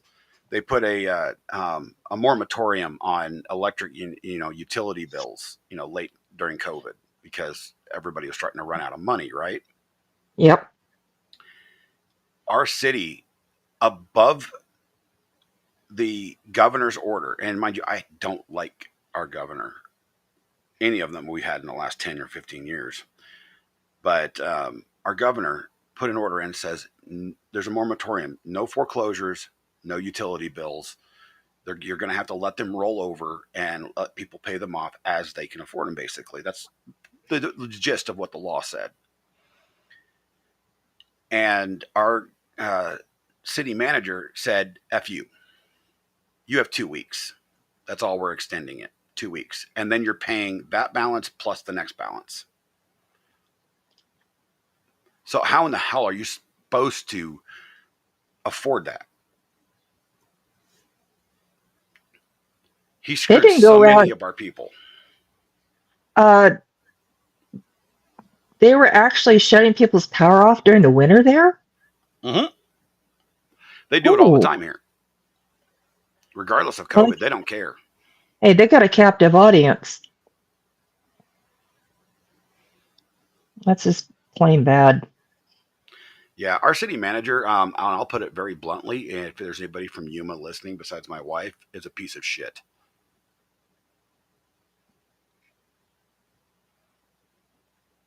World revolves around money and the lack of it. For some reason, our city council cannot get rid of him. Apparently, they wrote it into his when he came on as city manager, there was some stipulation in his contract that he cannot be terminated. And he has done so many corrupt things in this town, and it's ridiculous. You know, I'm like, can we just get him arrested? Put him in jail. He can't be city manager while he's in jail, all right? Who in their right minds would give somebody a contract like that? That's like saying, here, One be of God. our former city council that hired him, 8 or 10 years ago.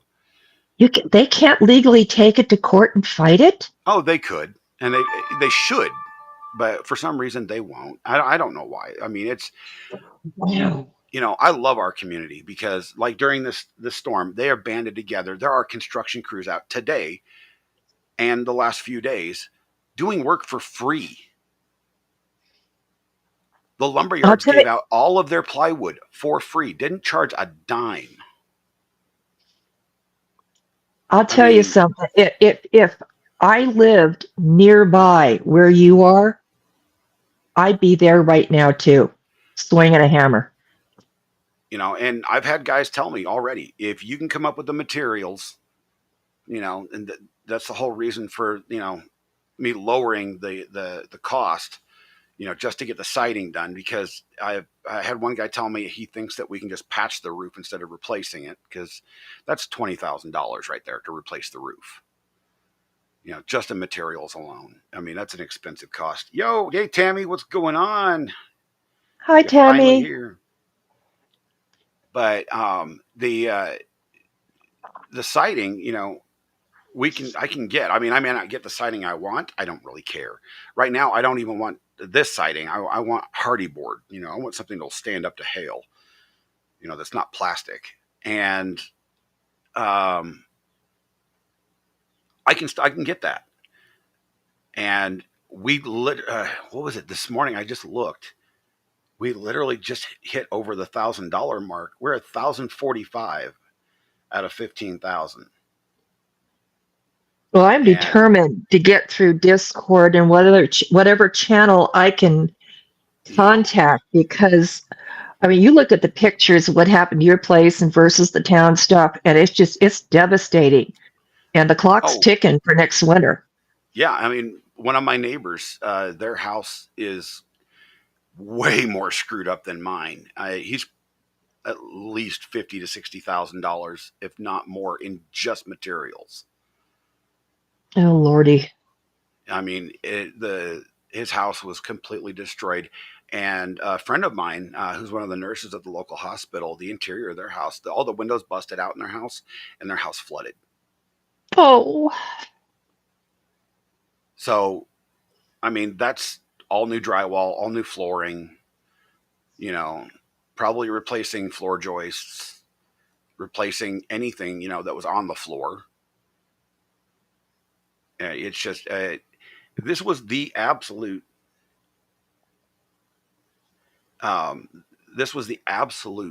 worst storm that this town has ever seen. Do you guys normally get hail? Oh, we get hail all the time, but nothing like that. We get a tornado once in a great moon, and but they never really hit town. We get microbursts here in town, and that's what some of my weather buddies think actually happened. Is that hail core sat on top of us, and we had a microburst in the middle of that just destroyed everything. I mean, there are people that have their roofs are all. I mean, people that have wooden and shingle roofs, they don't have roofs anymore. Thanks, Tammy. Hugs back to you. I mean, we got in the grand scheme of things with the amount of, even with the sheer amount of damage that we have on our house, we got lucky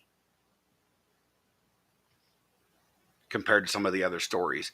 And then I actually found out looking at the the national insurance statistics for Colorado, not national, but the state insurance statistics. Over half the homes in my town are not insured. Oh my God. Because they have been paid off for so long. So, and our city manager, to my current knowledge, has not requested a state of emergency yet. Well, let's go level his house. Yeah. I'm up for that one. I mean, I'll take a plane to get there. Like I said, he's probably the worst POS you've ever dealt with. I mean, the guy is just,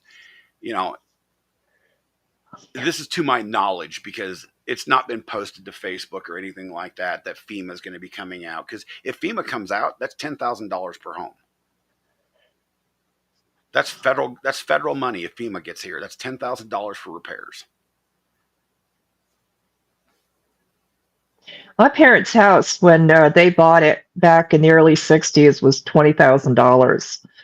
Things worth over $1 million, not over $1 million, but I mean like just over $500,000. When Northridge hit, they had $350,000 damage to the house. That was really hard.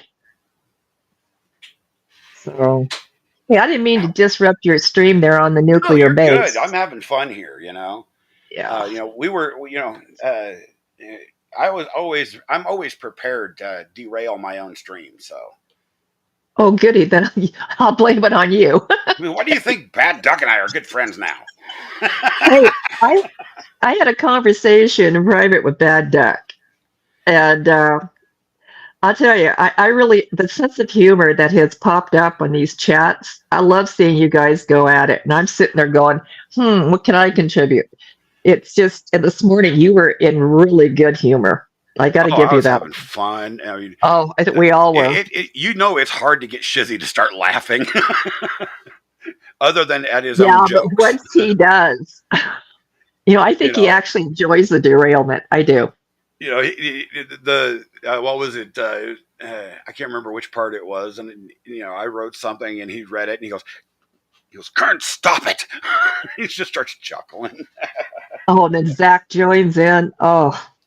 Oh man, we have fun doing that stuff. Yeah, I have a question. Were you on the stream the night that that MG was on, and the expert there was a comment about steel balls, and we were still dealing with the corn balls. Yep. I have never in the entire time I've been part of live streaming seen anything like that. The chat literally took over the show. There was no stopping it. And I wish they would restream that with the live chat. And what was really funny about that is we took it, because Shizzy was, I think, there too, part of it. We took it to Shizzy's channel. And from there, it did bleed over into Mo's.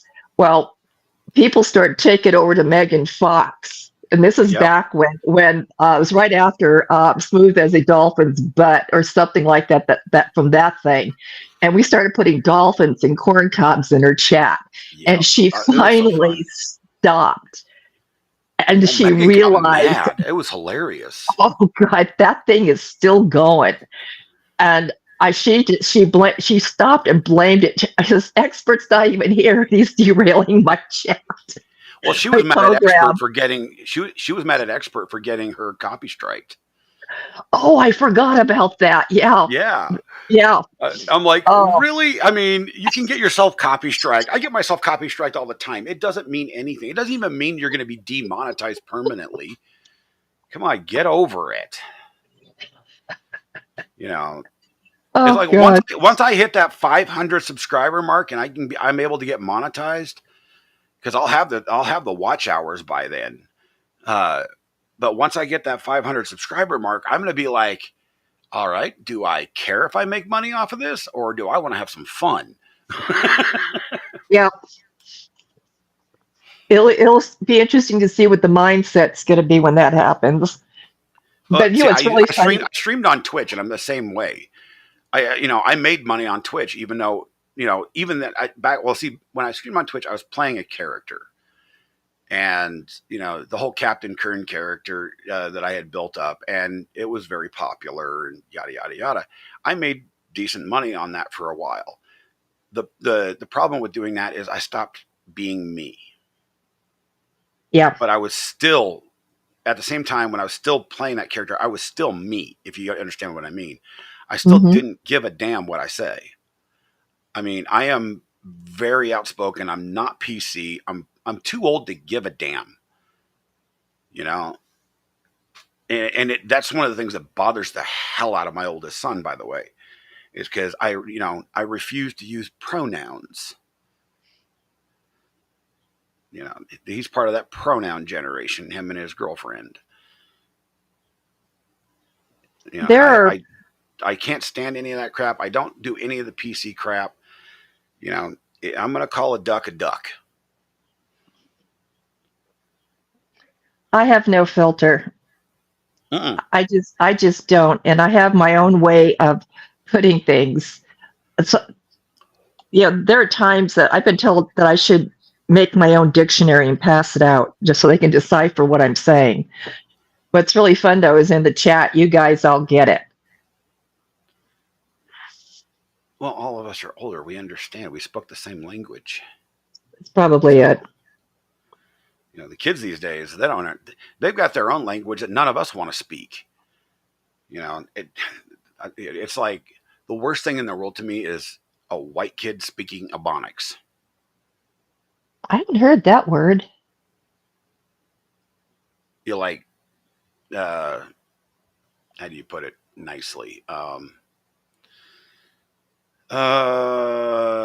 side of the tracks, like Compton speak, gangster speak. That's just plain gangster. Yeah, it's called a with no filter. And I hate white kids when they do that because they're trying to act something that they're completely not. And I hate anybody of color speaking it because I've got a good buddy of mine who's a big black dude. His name is Natambu Olberton, and he and I have had this conversation for like 20 some years now. Same conversation over and over because neither one of us can figure this out. In the 1950, all the way back to the 1930s, through segregation, all the way up, through, all those bad times through JFK. Everybody spoke plain English. The 1960s and 70s happened. And the black culture started speaking a different language than everybody else. And then it got worse in the 80s. And in the 90s, it just took a whole different turn and nobody could understand a damn thing anybody was saying. And then for some reason, they decided to drop their pants down to their damn knees. Now they're jumping off the curb. I'm like, what happened? Was it just a rebellion? I don't want to be like Whitey. I don't want to sound racist because I'm not. But my buddy and I have had that same conversation, and neither one of us can figure out what the hell happened because he doesn't speak Ebonics. He doesn't speak gangster. I don't get that culture. I honestly don't. And that's funny because I love 90s rap. Yeah, I am starting to get into a little bit of rap and, God, there's another term. Hip hop. hip hop, yeah, rap and hip hop. Yeah. If you want to get something that's modern and that is actually has similar ideals, listen to Tom McDonald or Adam Calhoun or Wait a minute. Are you talking about the videos that you showed recently with the yeah, guy that's, oh, thank you for that. Tom That McDonald, was, Adam wow. Calhoun, Dax, DAX on YouTube and Spotify. Um, my wife has got a whole list too. I can't remember all of them at the moment. Oh, I'd like to get my hands on that list. And I wanted to I'll ask send you. you, I'll send you one of my playlists, and oh, please, please because do. a lot of it is it's not Republican. It's conservative based music, and it's like we're tired of this nonsense. It's real. It's something that people feel, and it's got power in it. Like music used to have. You actually feel somebody's soul in that music. It's good You stuff. know, I love it. any way that you can get your personal thoughts the way Dax and these other two people, when you first look at them, you're going, what? But if you listen to what their message is, it's pretty powerful. And as far as I'm concerned, any way that you can get powerful messages out like this, I don't care what you look like or how you do it. Just get the message out. It'll resonate somewhere with someone. And Yeah. that's what you've done for me, showing me those videos. Well, we all live in a bubble, and Yes, we that's do. one of the reasons I decided to come over to YouTube instead of staying on Twitch because one, I couldn't see, so I couldn't play games, and on the Twitch platform, there's not a lot of discoverability for talk show type things. So even though they got tons of unless you're a 5'8" blonde or a redhead with big tatas, and you're in a hot tub, then you can make yourself millions of dollars. But for a 47-year-old fat guy, that's not happening. But on YouTube, it's easier to get our ideas across because they will just going through and being in the various communities, we can understand who other people are at a basic level, and then we can become friendly on that level. And even if we have differences, it's different. It's almost like being back in the 80s. I can talk to people that I have different political beliefs with, and we don't argue. I love that. To me, there is no reason to argue. Exchange of ideas should not lead to argument. I think ego kind of gets into and causes argument. The belief that you're right, I'm wrong, that type of thing. If we would just eliminate that way of thinking and exchange ideas, you never know what you're going to learn. If you go into a conversation believing you can't learn anything, then you're not going to learn anything. One of the things I've discovered is even though we do have some people, in our communities that are of the younger generation, the majority of them are what I call old souls.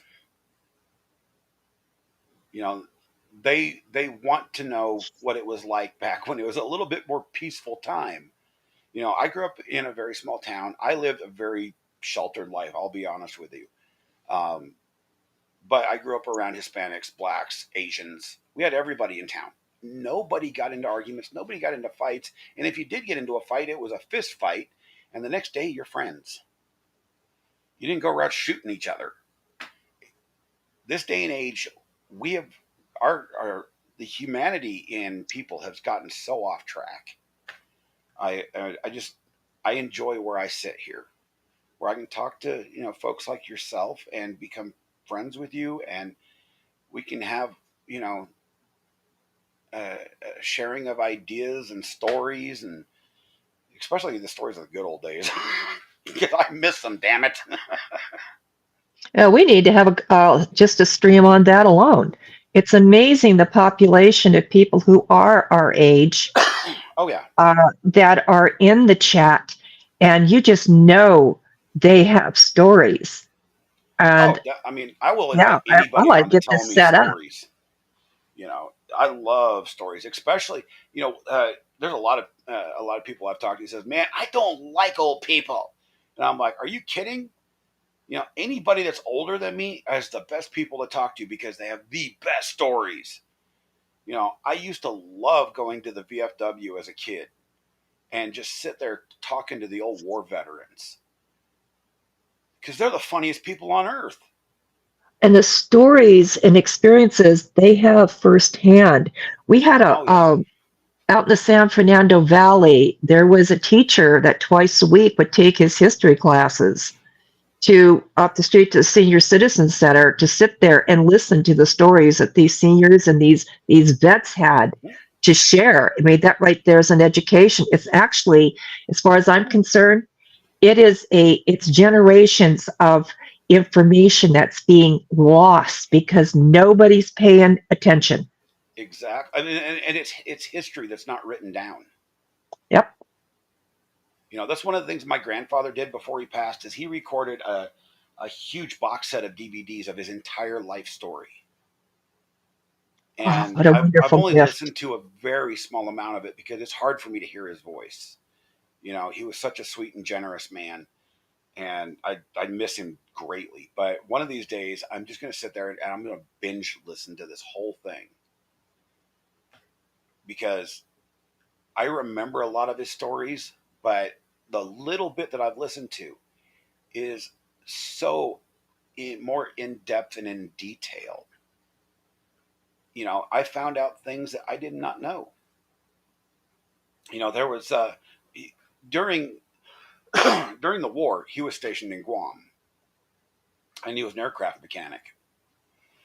And because of those DVDs, I actually we had a suspicion, but I actually got confirmation from listening to one of those one night when I was really bored that because there was a section in there called wartime, and he went into detail of what he did and his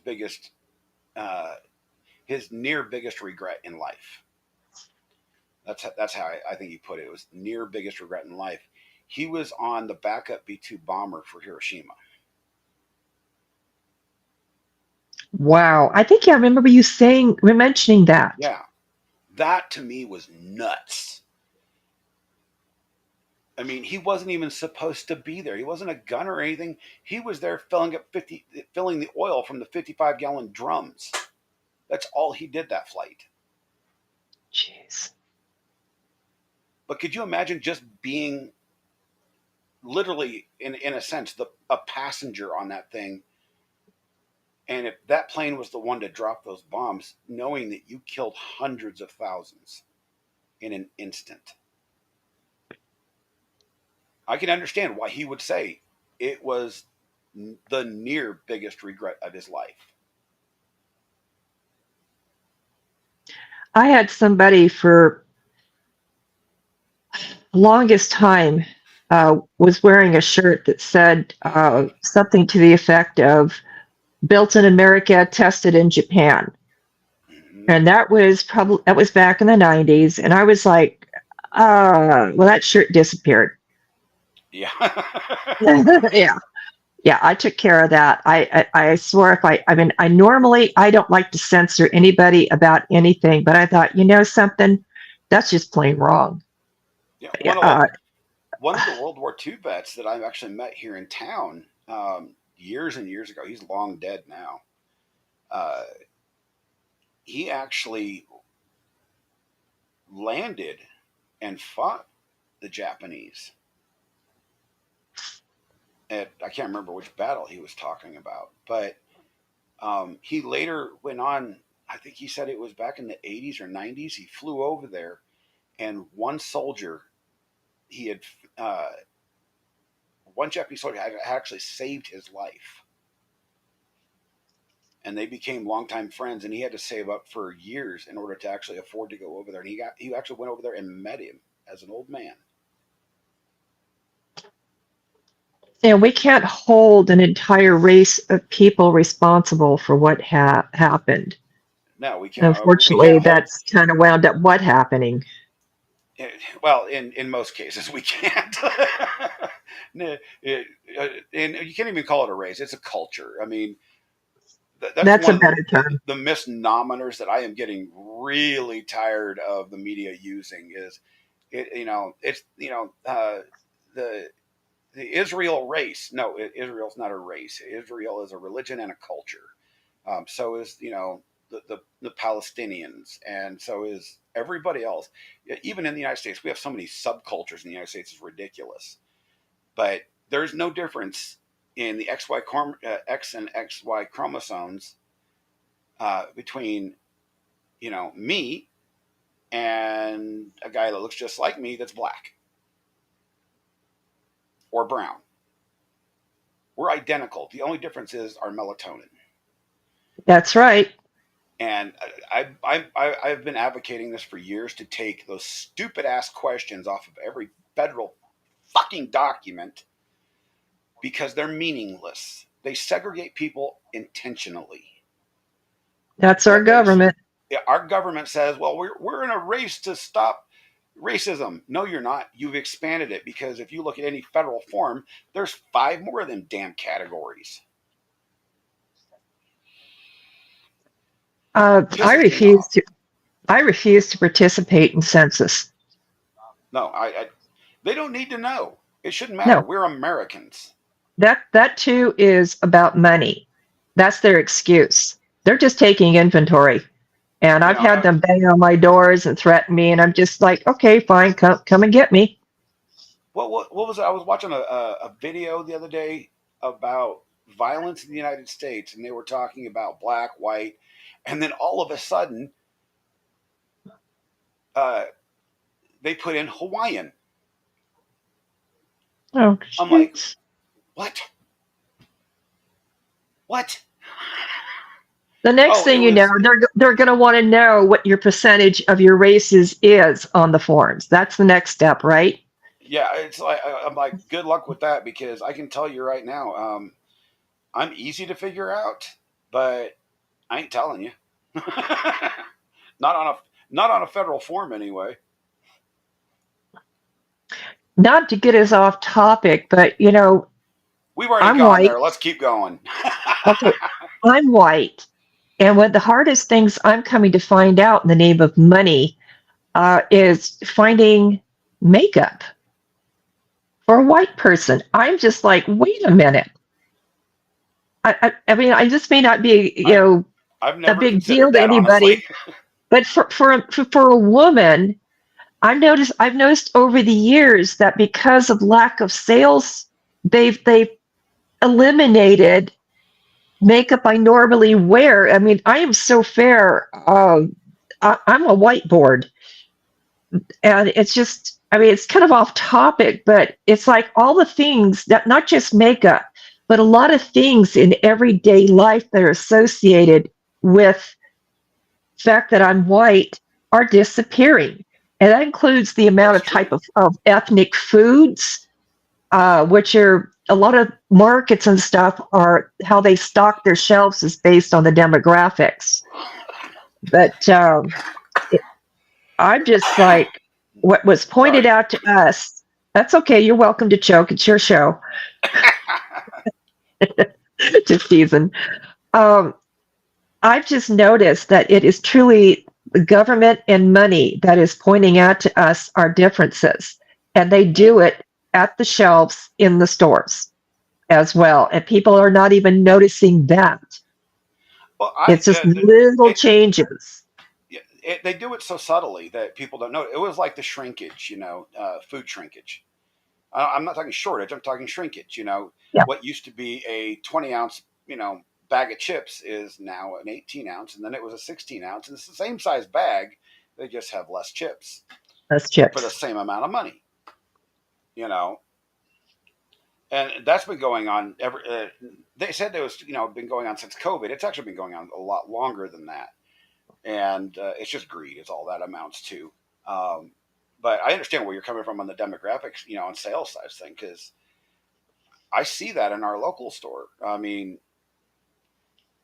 it's they have an entire section dedicated to just Mexican meals, an entire 40-foot aisle. That's its sole dedication. And then, oddly enough, on the opposite side in the next aisle, we don't have a lot of Oriental people in this area. There's like 15 foot of Oriental. It's like, what? Yeah, where I live, we've got some markets that are dedicated to Mexican food, and it's really kind of fun to go in there, look at the ingredients, but you start looking around at the people who are shopping, and I'm going, where are the people of those races?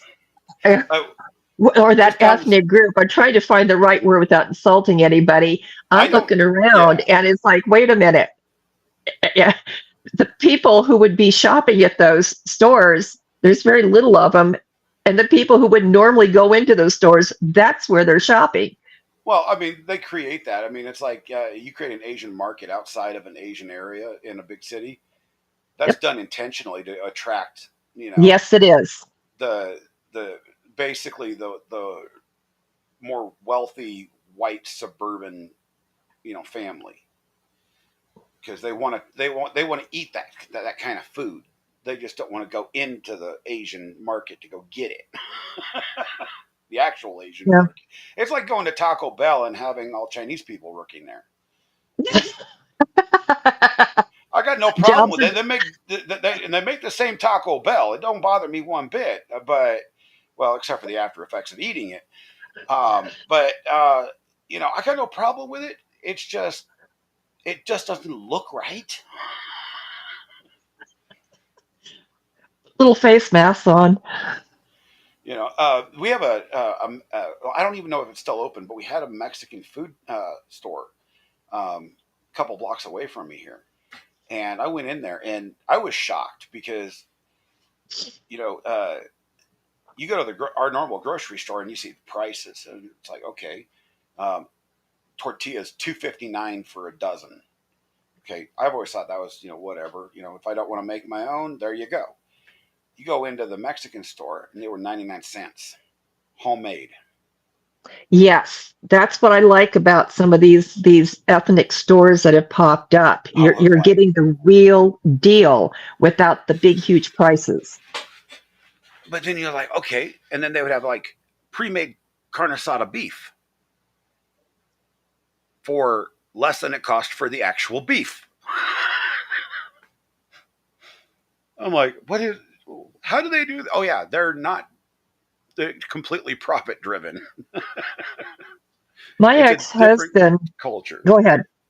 It's just a different culture. My ex-husband, we were together 20 years. I have stock. We're at the base of the food chain. So we know where everything's coming from and what it actually costs to produce. Mm-hmm. And I truly believe that the food industry, any industry at this point, it is about money as much as they can tuck under their belts, and they are cheating the consumer. I can't say anything beyond that, or I could have a lawsuit on my hands. But I can tell you, it is a license to steal. Oh, it is. It is. And I don't have to worry about a lawsuit because I'm not affiliated with anybody or have any affiliation or blah, blah, blah. But I know that for absolute fact. Out here in Farmville, Colorado, we have soy, we have wheat, we have corn, we have potato, we have sugar beet, we have all sorts of, sorghum, all sorts of stuff being grown out here. And I know a lot of these farmers in this area because, I used to give them all their internet and I've had a lot of conversations and I know what it costs to produce this stuff. I know what it costs to process it because a lot of them are processing it on their own now, cleaning it up and getting it ready for shipping or whatever. It's like a good example is a friend of mine owns a Frito-Lay farm. His farm is licensed to Frito-Lay. He grows the specific potatoes that Frito-Lay makes their chips out of. One of the farms, anyway, that grows them. And I asked him, I said, so what is your profit margin from Frito-Lay from planting to harvest? And he goes, it's a lot. They pay us a lot. And I said, so have you figured out what that equates to in, a per bag of chips? Right now they're $6 a bag or something like that for a basic bag of chips. And he goes, yep. He goes, Frito-Lay makes about $4.50 profit on that bag. Think about there that it for a is. moment. Think about that for a moment. Dairy farmers, we have small dairies around here, and most of their milk goes towards like the cheese manufacturing plant over in Fort Morgan or the one across the state line. But you get the bigger,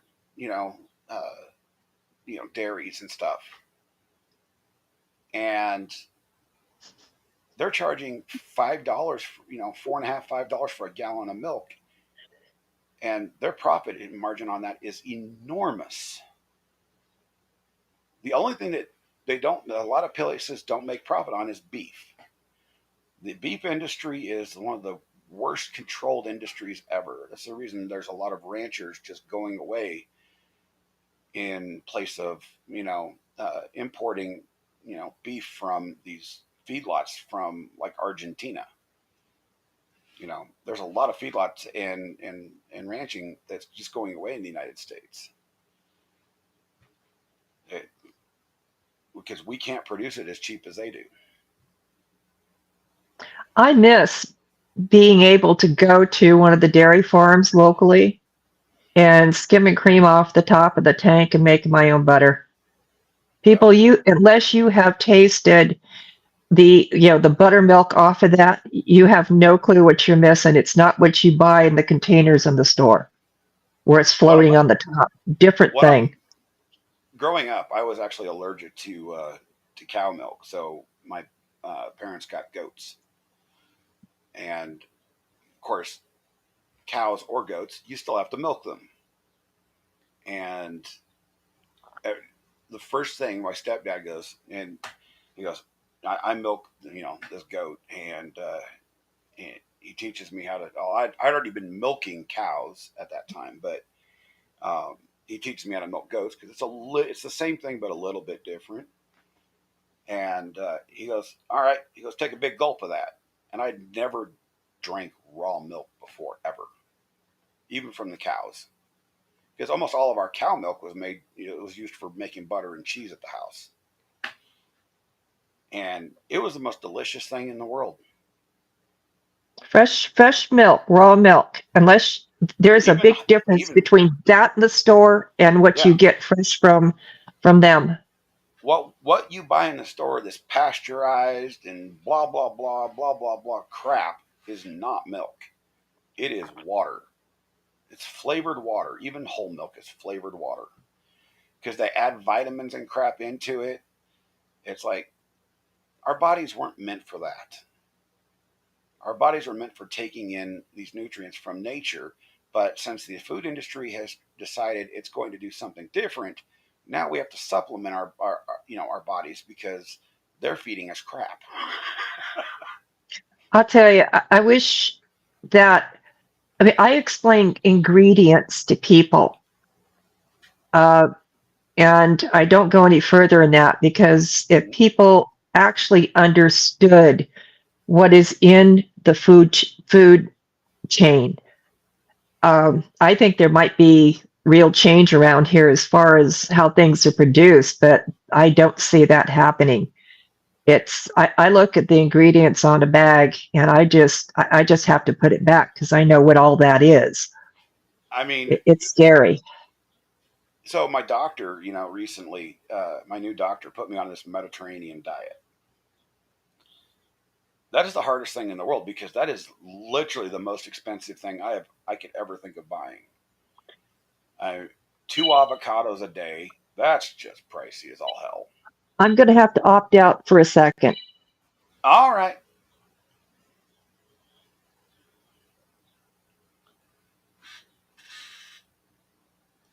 Let's go ahead and mute Cynthia there. That way we don't catch your phone call or anything. But just let me know when you're back, Cynthia. But, oh, you're back, Free Spirit. Nice. Welcome back. Welcome back. We got off topic. We got derailed on our own, and it was fun, and it's still fun. Oh, God, it's 2.5 hours. Jesus, we have been having a good time here. Oh, my Lord. Let's go see what the Gifts and Go's going at right now. We were at 1,045 the last time. I got to update that, and we're still at 1,045. And, guys, Mo in the Deep End was the last one to give a donation. So when you guys see her again, say thank you for me, and I will say thank you myself. Wolf Rem, God, dude, geez, man. Fraud at Wrangler, I mean, earlier, about 17 hours ago, donated $350. Here, let me share this tab to you guys, because the generosity of this community is just absolutely beyond amazing to me. Let me bring this up.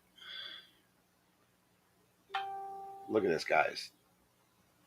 I mean, we are at 1,045 out of 15,000. You're back? All right. Let me unmute you. There we go. Wow, that's the first time I've ever been muted. Well, I didn't want to catch your phone call, so because you didn't mute I was yourself. afraid of that. Yeah, I thought I had, and I'm glad you caught that. So we're talking about what happened to your house here. Yeah, I just brought it up. I wanted to see how much, has been given so far and show everybody, the generosity that has been gone. It just amazes me, because Mo just earlier she donated $30 and Wolfram 100. Fraud at Wrangler. I mean, so I've talked to that dude a couple of times now, and he is literally, he's like, everybody thinks I'm the devil. I tell you what, he's an awesome guy. He's a reformed convict. And he provides a really fun show, showing the fraud at some of these so-called First Amendment auditors. And, I have a good conversation with him because I believe there are good auditors, just like there are good cops, and there are bad auditors, just like there are bad cops. And there's a lot of more bad auditors out there because they're doing it for clickbait for YouTube. Yep, that's what they're doing. The good one, there's a couple of really good big channels out there that started off as bad auditors. And even today, they still do some stupid crap, but they're good people. One of them actually is a reformed convict, oddly enough. But, I've had some really good conversations. He's good people. He really is. And it just goes on.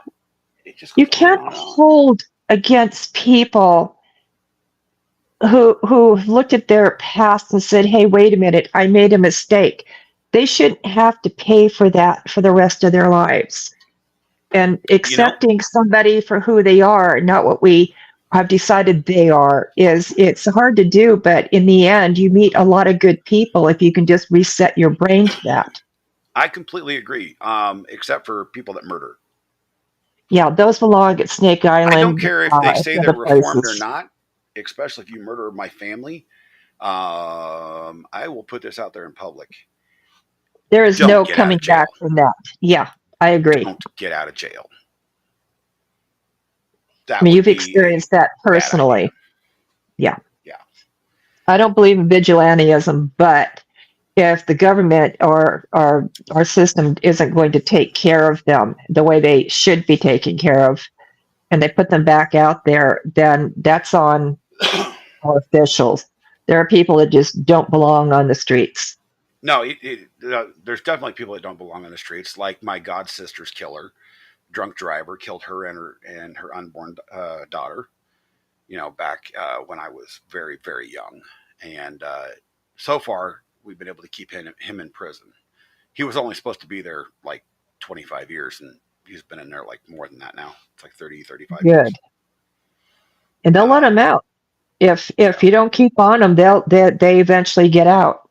I mean, he's been in there past his sentence because he's been doing bad things in prison. So, and he's failed every parole that he can get.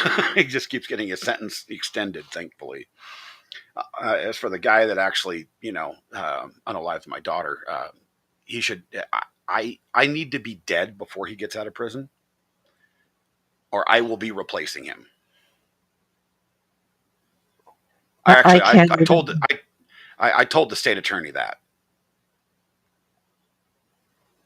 Somebody who does something like that should be locked up for life, no parole, period. That's it. I don't believe in life in prison. I don't understand why people believe in the philosophy of life in prison, especially for unaliving others. If it is absolutely proven and there's no shadow of a doubt, just take them out back and throw 20 cents into your revolver.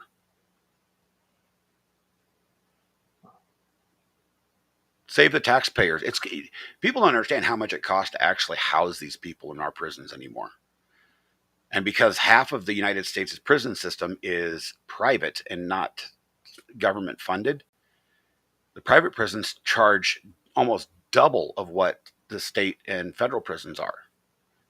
And that right there is a crime. It costs roughly $48,000 a year to house a prisoner right now in the state prisons across the United States on average. It costs nearly $80,000 in a private prison, where they actually get worse treatment, by the way. Yeah, because it's a profit margin. Yeah.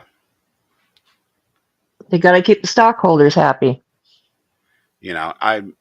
I absolutely don't believe in the private prison system, and I don't believe that lifers should be lifers. If it's not an unaliving type crime, okay, they have a chance at redemption. But if you're given like 3 or 4 life sentences, that means you have 0 chance of parole. Why? Why put them in there and feed and water them and take care of them for that long when there's no chance of redemption? Because in order to get redemption in the prison system, it has to be a sentence to where you're going to be able to live life afterwards. And not a lot of people think about that.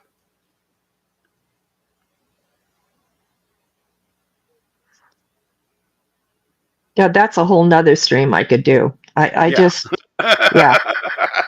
Yeah. I've got all sorts of topics we can go on and on and on about. Hey, but with what I've seen out there as a first responder, these cop shows and stuff barely touch on it. Experiencing that in real time, oh my God. I feel lucky that I haven't shut down. I've got friends that are in law enforcement, and a lot of friends that are in law enforcement, a lot of friends that are veterans that were MPs in the military. You wouldn't believe what the shit goes on base. Holy crap. Woo. Stories I've heard. We have a morality problem in the United States. Did you know that? Yeah, we do. Things are more simple than they make it out to be in life. If they would just get back to simplicity of how things, for an easier time, things are just too complicated. And again, that's about money. I think well, it's about money, but I also think that the parents don't teach their children the golden rule anymore. That was the biggest thing. That was the biggest thing for me is the golden rule. The basics of it is treat others how you want to be treated. If you want to be respected and have people be kind to you, you have to be the same way. And I will be the first to admit, my wife will definitely back that up, is I was not that way a long time ago. I was an asshole for a while. I was mad at the world, and you know, and I don't know if I had a reason why. You still have a reason why. Nobody should have to go through what people go through when they lose a loved one. And you can't even get inside that person's head unless you're one of them. The thing is, but with the loss of my daughter, it actually put a different perspective on it because I was mad for a long time, and then I had an epiphany one day. All that was doing to me was hurting me. I was so unhappy. I was so downtrodden that the first person I was hurting was myself, and then I was spreading that to others. Yeah, Free Spirit. I got your email. You know it, and then I just gave up. I gave up. You know, I don't even know how to put it. I stopped giving a shit. The little things just didn't matter anymore. It's like all the politics crap. You know, it doesn't matter. You know, we're screwed either way. We've always been screwed. We know which direction the government's been going ever since Reagan, you know, was voted out. Well, not voted out. He had to leave office, but you know, with the way the world is heading itself, we're heading for literally the front end of a steamroller, and I don't know how our society as a whole is going to make it out of that. I wish there was a better outlook on it, but I'm just going to live my life the best way I can and just be as happy as I can. Because if I can't be happy, I can't make anybody else happy. That's absolutely correct. You got Nothing to else reach matters. within yourself. And I told, you know, it was like one day things clicked in my head and I said, you know what? I know my daughter wouldn't want me to be miserable. She'd want me to be happy and move on. You know, remember her, think about her, and I do every day. Sit and I talk to her picture, which is weird. You know, a lot of people say it's weird. I don't think it's weird. It's Because not. it gives me a little bit of comfort. So, but I just gave up caring about the small things. You know, I control what I can control. Everything else doesn't matter. It will come in time. And, you know, I haven't been able to get my wife to understand that philosophy very well.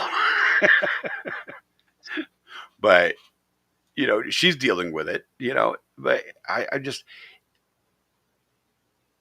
want to make myself happy. That way I can make others happy. Because there's too much misery. We have too much misery in this world. I've dealt with it. You know, I've lived through the worst misery a person can actually go through, especially a father. And, you know, I can definitely say that I don't wish that upon anybody else, including the guy that killed my daughter. Now, would I be sorry if, you know, he took a very large accident in prison? Hell no. Would it be the happiest day of my life? No, I've already had those. But it would be a happy day. You know, one of the things that irritates the crap out of me is when someone says, get over it. Yep. You need to get over it. Anything associated with in that realm. And my comeback to them is, who are you to decide when somebody should get over it? If somebody is going to, how somebody deals with the problems in their life, death or otherwise, it's not up to somebody else to put a time limit on that. Yeah. And I will, at some point, I'll let them get away with it once, but a second time, you better put your track shoes on and run. I don't put up with it. So, not to change this up. Yeah. Go ahead. I was just going to say, I even had to put my mother in her place. She didn't come right out and say that, but that was what was implied. And I said, Mother, you've never dealt with that. She's and in a sense, she almost has. She lost her brother, which also almost destroyed my grandparents. So she saw what happened, you know, how that hurt my grandparents losing their son. But at the same point, she didn't have that same sympathy for me until I got her to understand that. And then now she goes, you deal with it as you need. And she's sympathetic. She didn't understand the parental side of that. There are times when we just have to be able to push the button at another person to get them to try and say, hey, wait a minute. Yeah. Think about it. Think before you speak on stuff like this. The adage of walk a mile in my shoes. Bingo. And the shit that my wife and I have had to put up with, especially in the last 15 years, between medical conditions, family, and all the other crap, loss and everything, I wouldn't want anybody to go through this. And it's the reason I think my wife and I are probably the strongest we've ever been in our relationship, is because we've stood by each other through all of it. It's There's not wonderful. a lot of families that can do that. No, it normally separates them. And I think your lady is pretty special. I really do. The both of you are. You've come through so much, and now this with the house. I will tell you this. My wife saved my life many times. And in turn, I have watched over hers and helped her through problems. I mean, that's what marriage truly is. And there are some people that, things, it may start out that way and things just don't work out in the end. And that's life, unfortunately. But, once in a while, you get a miracle marriage, and that's what my wife and I have. So I told her,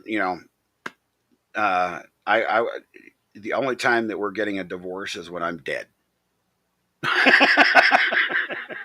That's what marriage is. It's supposed to be till death do you part. And people walk down the aisle having no clue what that truly means, and they treat it like going steady. Yep. Oh, you want to hear a really funny story? We didn't get married in a church. We got married in the front office of the front lobby of my office in Grand Junction. I think that's terrific. And funny enough, one of my friends, former Congressman Scott McGinnis, we were married by his sister, Judge McGinnis. That probably has more special meaning than going and having a big wedding. It was interesting, and it was it was just very small, quaint, and we had a lot of fun. So I always promised her a big wedding, but we couldn't afford it back then. So we really didn't think back then that marriage was a big thing. It was just a piece of paper, because we already thought we were married, and that's what counts, is your thought and what's in your heart. That piece of paper doesn't really matter except for the legal side of things. And I'm sorry. It's my understanding that marriage licenses, the physical ones involving the government, I don't know if this is true, came along to track orphans in the 1800s. I didn't know that. I'm actually going to research that, because I've heard it more than 10 times. Never knew that. Santa, just to me, marriage is supposed to be between two people, not you two and the government. And what they've attached to getting married is insane. And my last marriage was a Bible marriage. We signed the Bible. The government's not even involved. That's probably the best way to go, honestly, because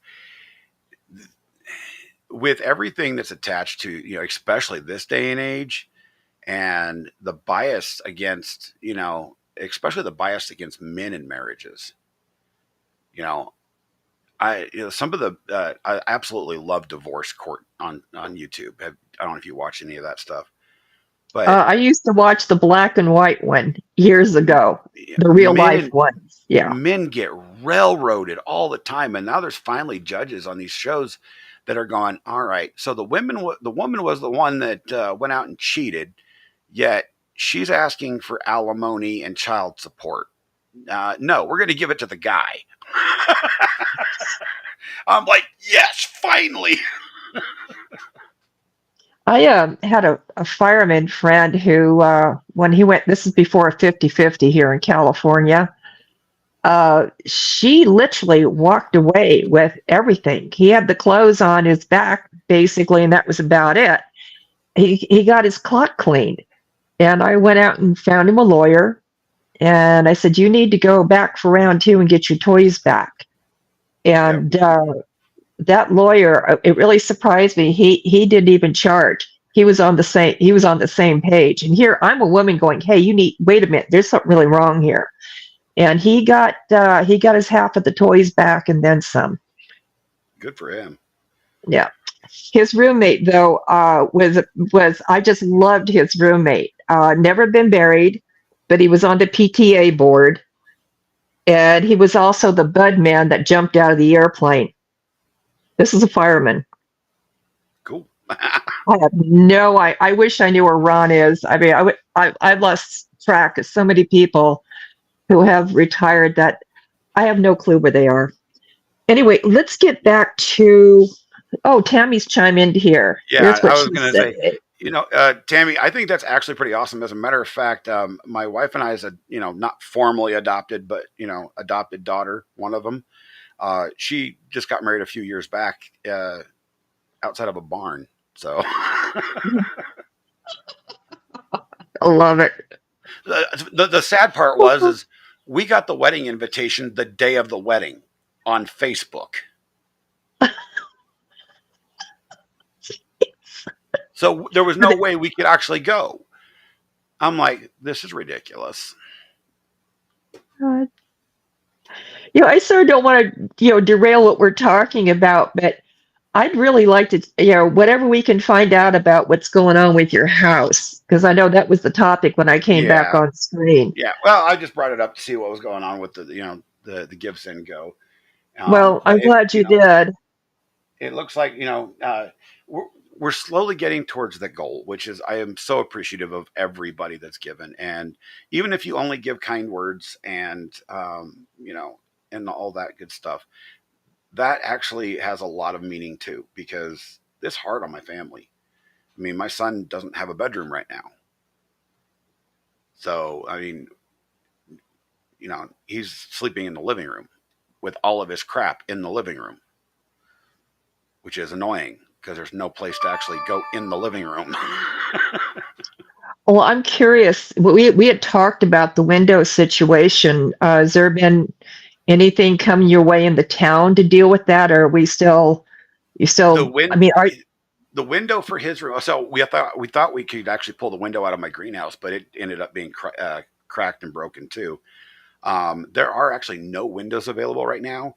And of course, the way these Gibson Go and GoFundMe's work, you have to wait a certain amount of days before you can pull money out. So, and because Monday's a holiday, can't do it then. So Tuesday, I'm going to take this initial 1,000 out and start ordering things. And it may take some time, a little bit of time to get here, obviously, because there's nothing in the state of Colorado, apparently.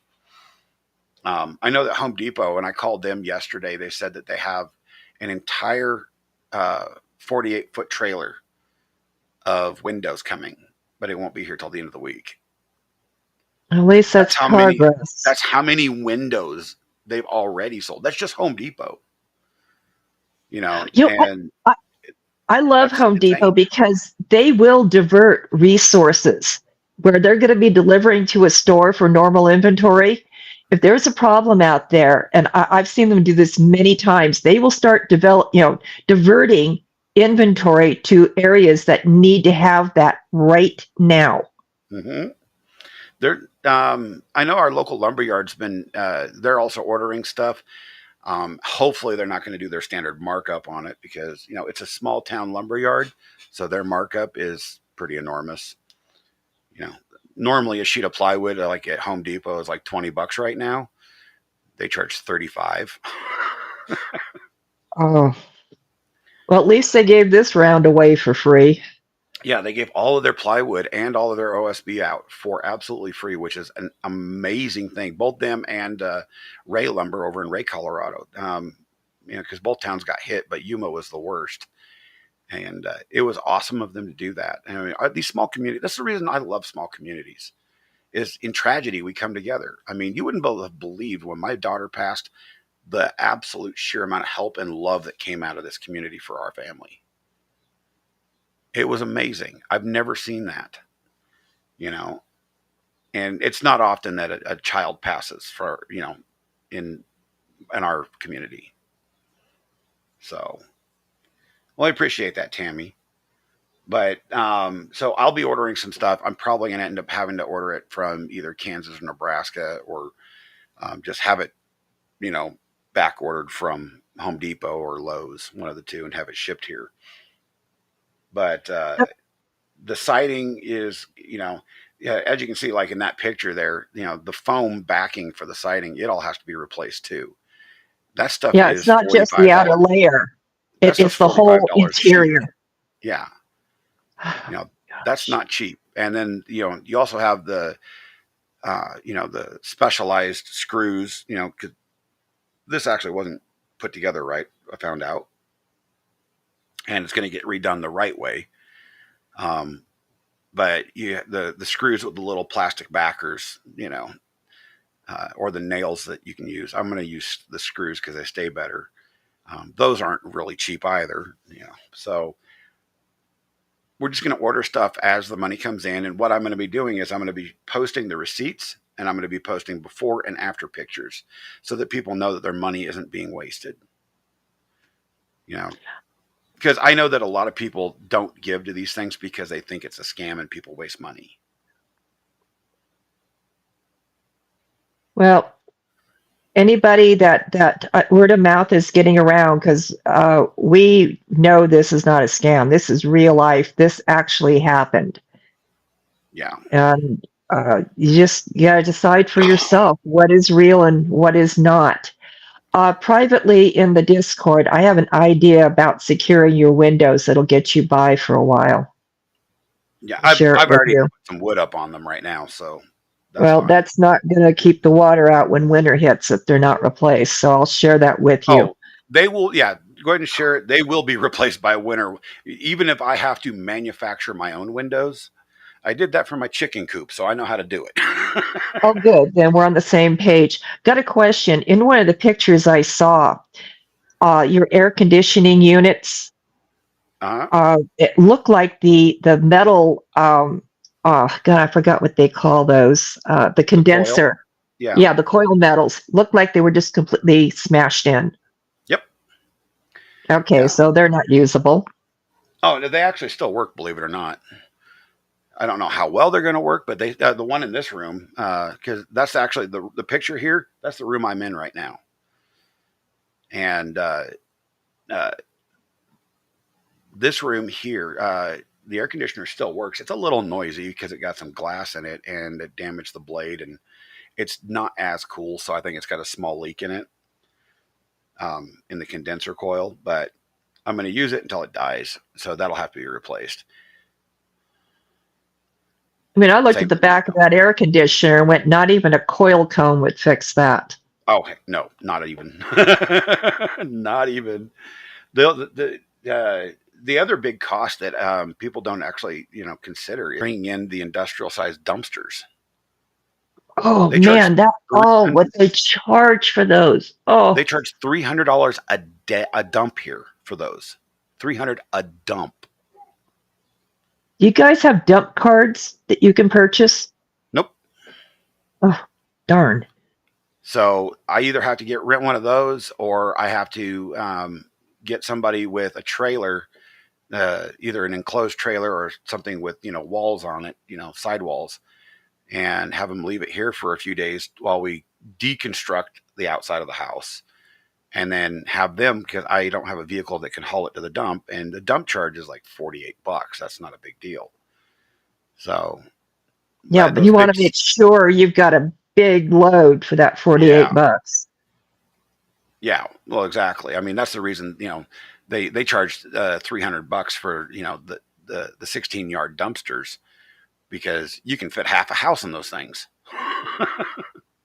But it is absolutely insane, though, what they charge for rollaways. Yep, it is. I just finally went, I'll get a U-Haul trailer and hook it up to my car. I'm done. Well, we also have because of my medical conditions, I haven't been able to take care of my backyard as well as I should. So I'm going to go ahead and get one of those rollaways, or try to find somebody with, their own trailer that I can use. We're going to get rid of like half my backyard just to clear it out, because there's a lot of stuff in there that I haven't even touched in probably 10 years. So it's like, get rid of it, start over. There's always good that comes out of stuff like this. So that's the way I have to look at life anymore, because if I don't, I'm going to go crazy. Got a question. Were you kind of scratching your head about those photos I sent you in the Discord? Nope. You got it then. Yep. Okay. To me, it was like, the wrath of God just descended on your place along with Mother Nature. And once in a while, I see stuff where God and Mother Nature got together, and I mean, I had the whole neighborhood out there looking at that. We couldn't believe what we were seeing. Yeah. So you should. There's going to be. I'll actually share it once it's. I'll actually share it on stream once it's made available. Is the city actually has hired a company to come through and do aerial surveillance with drones to look at all the damage. And I actually have seen a buddy of mine's drone video already that he's asked me not to share. But it's way worse from the air. Way worse. Well, it's one thing to drive by and see what I would consider to be one-dimensional when you're looking at stuff. But you get above it and you see everything. It's multi. Yeah, there's not a house in this entire city that didn't get damaged. Not one industrial building, not one business. Everybody has damage. And the people on the north side of town, apparently we got the majority of the damage. Because the town's split into two sides, north and south, and the railroad tracks run in between. And the south side got hit bad, but the north side is it looks like a bomb hit us. Like the blast, you're getting the ass end of the blast wave of a missile. Just tore everything apart. Blew all the windows out.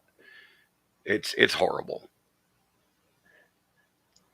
I just, sometimes I'm just at a loss of words over some of the things I've seen, including this, how it just, in one fell swoop, gets leveled. Yep. It's that quick. But how long would you say that storm lasted, ballpark? I actually timed it. It was 28 minutes of hail. Straight hail for 28 minutes. And it was never ending. It just got worse. And then all of a sudden it stopped. That's microbursts. And unfortunately, I don't care. The technology, that's one of the most unpredictable pieces of weather. We can get the tornadoes and stuff, but microbursting, that just comes out of nowhere. It was the longest, heavy, just absolute pounding that this town has ever taken. We've had tornadoes in town. We've had tornadoes jump town. We've had tornadoes out of town. We've had hailstorms every year. I got pictures of hailstorms that took out my garden. Nothing ever did damage like this. And I've talked to, on Facebook, I've talked to people that have lived here for 40, 50, 60 years. They have never seen a storm like that. Not once. Well, today's going to be, actually next couple of days, it's already starting. It's going to be tornado and storm city. So storm chasers are out there already. It shouldn't be in my area. When I looked at the weather No, earlier, not it in said your weather. area. Oh, I But was gonna this is say. across.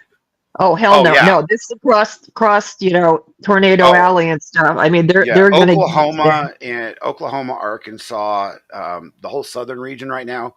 Mm-hmm. On the 3-day forecast, which is going to end up being on Sunday.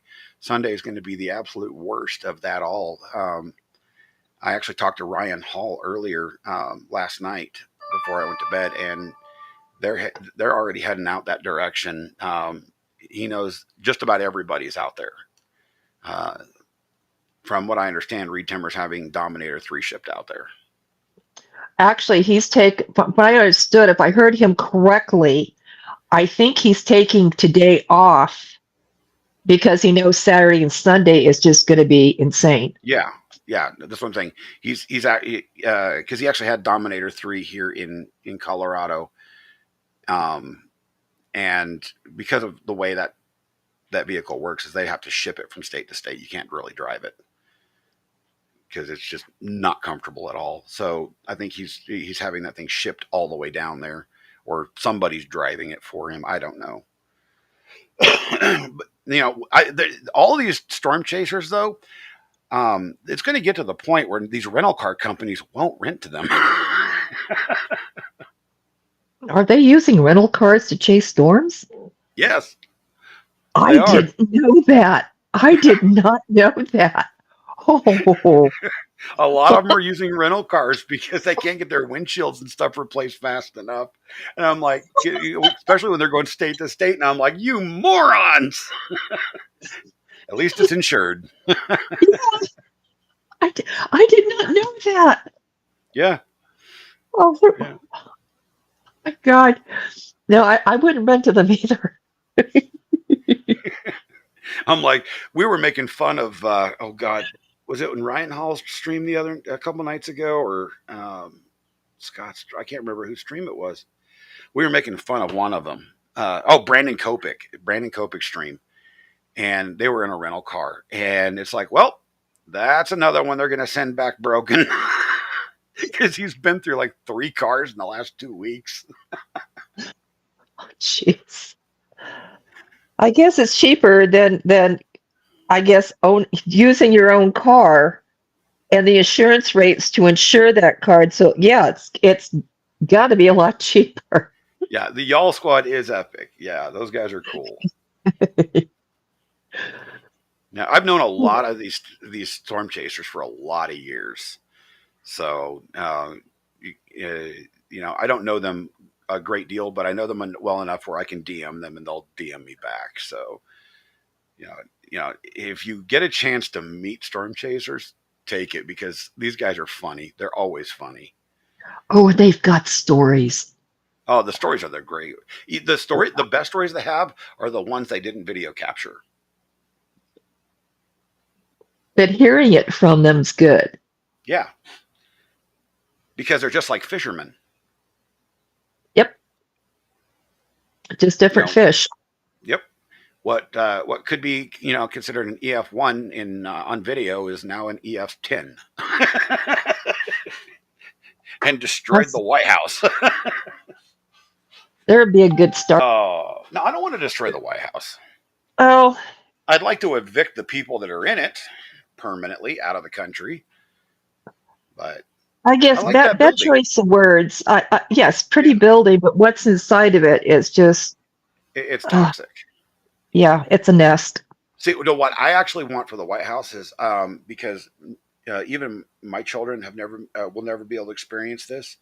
Is back in the 80s and 90s when the school kids were actually able to go to the White House without being a security risk and going through 18 different gates, and just go tour the White House without having a reservation. That's what I would like.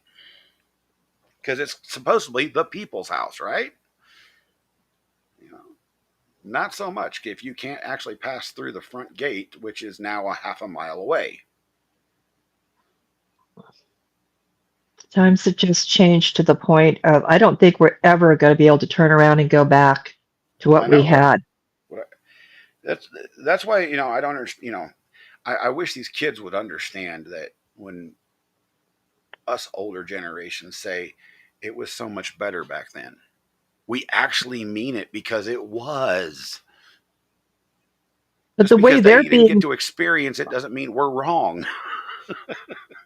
you know, because of how they're raised now, what they're seeing visually, the news, social media, they're being raised on that this is normal.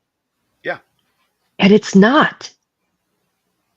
They have no clue what normal is. Yep.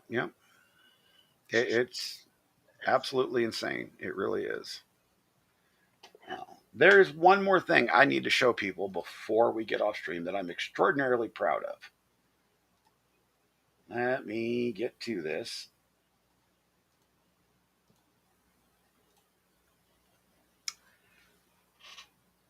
Oh, you did some AI music?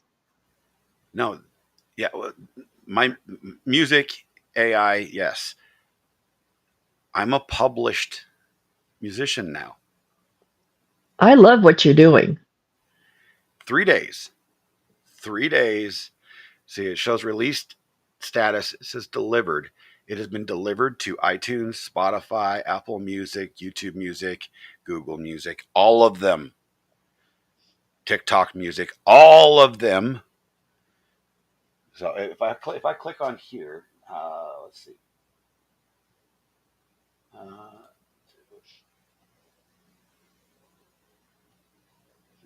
You're boomered. I'm not boomered. I'm right here. Oh, wait a minute. I'm sorry. Wrong screen. So I opened this tab up and I can share these out. But look at this.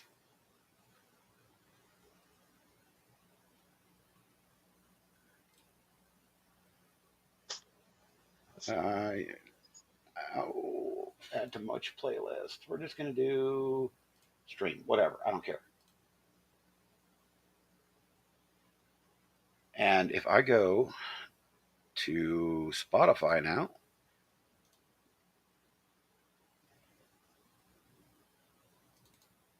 I just found out about this before stream. I was like, oh my God, this is so cool. So we go to stream.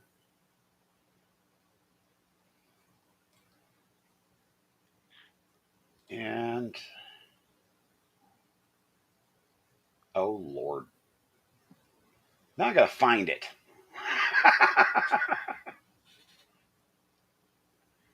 Oh Lordy. By the way, Can't search by artist. That sucks. while you're looking, I bought a pair of shocks, the just the over the ears, not the one with the band around, bone conduction. That's what I'm using, and I don't think I'm going to be going out and buying a full headset with a mic. It doesn't seem to be a reason for it. So, yeah. So I'm. Thanks for letting me test it on your show. Sure. No, it sounds good. So yeah. But yeah, I uploaded 3 songs, and one of them got rejected because they said that it sounded too much like another song, and I needed to show copyright ownership and all that. I'm like, I'm just gonna just back out of that and I'll just redo the song, no problem. You free go, you go have a good layback because I know what it's like. We all know what it's like to hurt, so I appreciate you. But I've got 12 more tracks I got to add to this just as soon as these are released to the public. So 3 days, they will be on like literally every platform. Let's see if I open this up. Yeah, if you look at this is all the platforms it's being added to. Wow. I mean, everywhere. It just absolutely, I'm just like, I'm thrilled because I've got a UPC code, and, these are my chill tracks. That's all I'm going to be uploading is my chill music.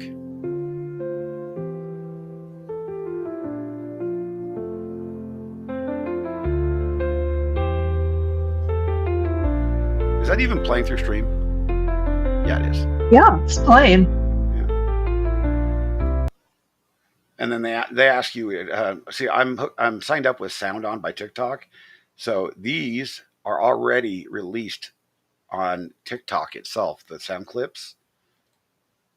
So if you go to TikTok and you create a video, you can search for Serenity in the Night and use it as a background sound.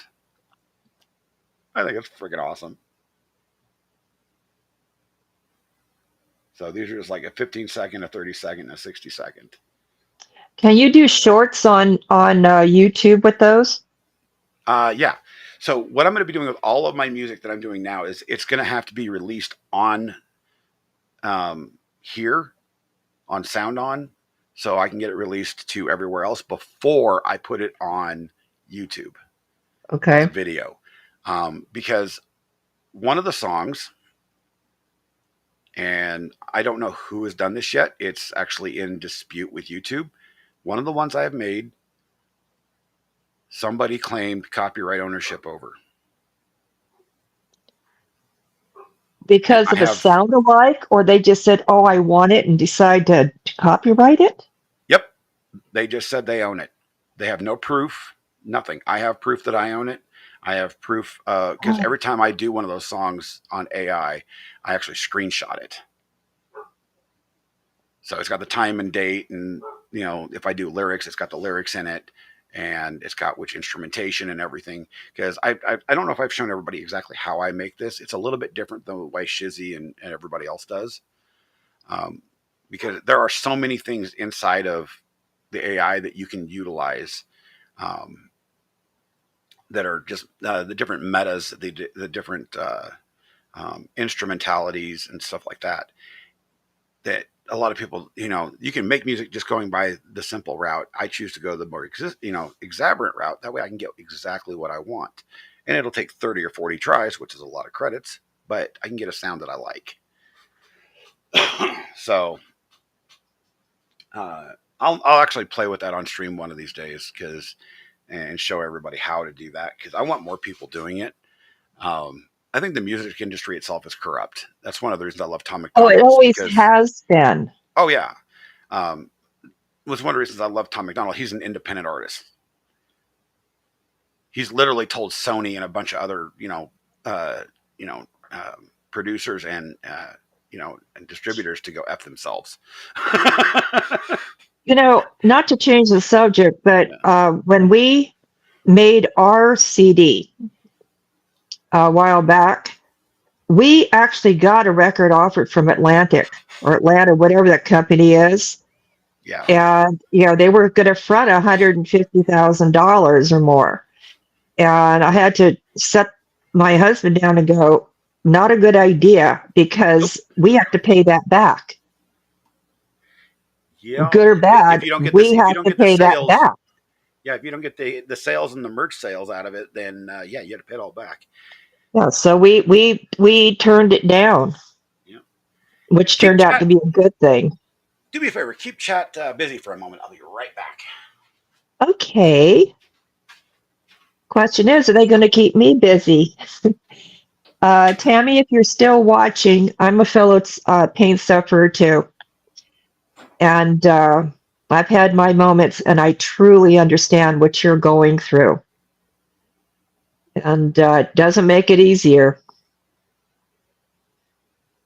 Last night, or this, I saw what was on Shizzy's channel, and I got sidetracked off of Mo's channel. Once you get on Discord, I'd really like to have a conversation with you.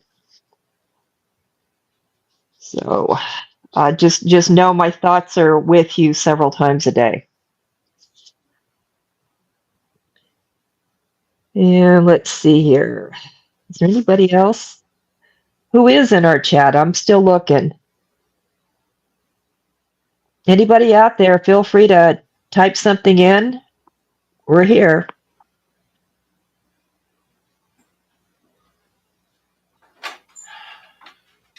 I have returned! Bio break over. I drank so much coffee that I was about ready to refill the Nile 3 times over. So, Yeah. I hate to do this, but I've got a phone call I have to make. You're fine, because I actually need to get off stream. It's been 3 hours and 15 minutes. Yeah. Well, let's do this again. We shall, most definitely. So you have a good afternoon. Take your phone call and have a great one. Okay, lots of love, and everybody out there that's listening, have a wonderful day. And those who are suffering, please know that you're in thoughts and prayers. Thank you so much. And I know everybody else has the same for you. So, you take care, because I know what you've been through already. So, yeah. Lots of love to all of you, and we will see you later. Namaste. Have a great day.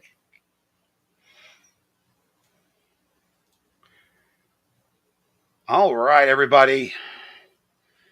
Tammy, goodbye. Have a great one. Everybody, I thank all of you for being here. This has been a great day. I mean, I don't know who's all been here and who's not. I just know who's been chatting.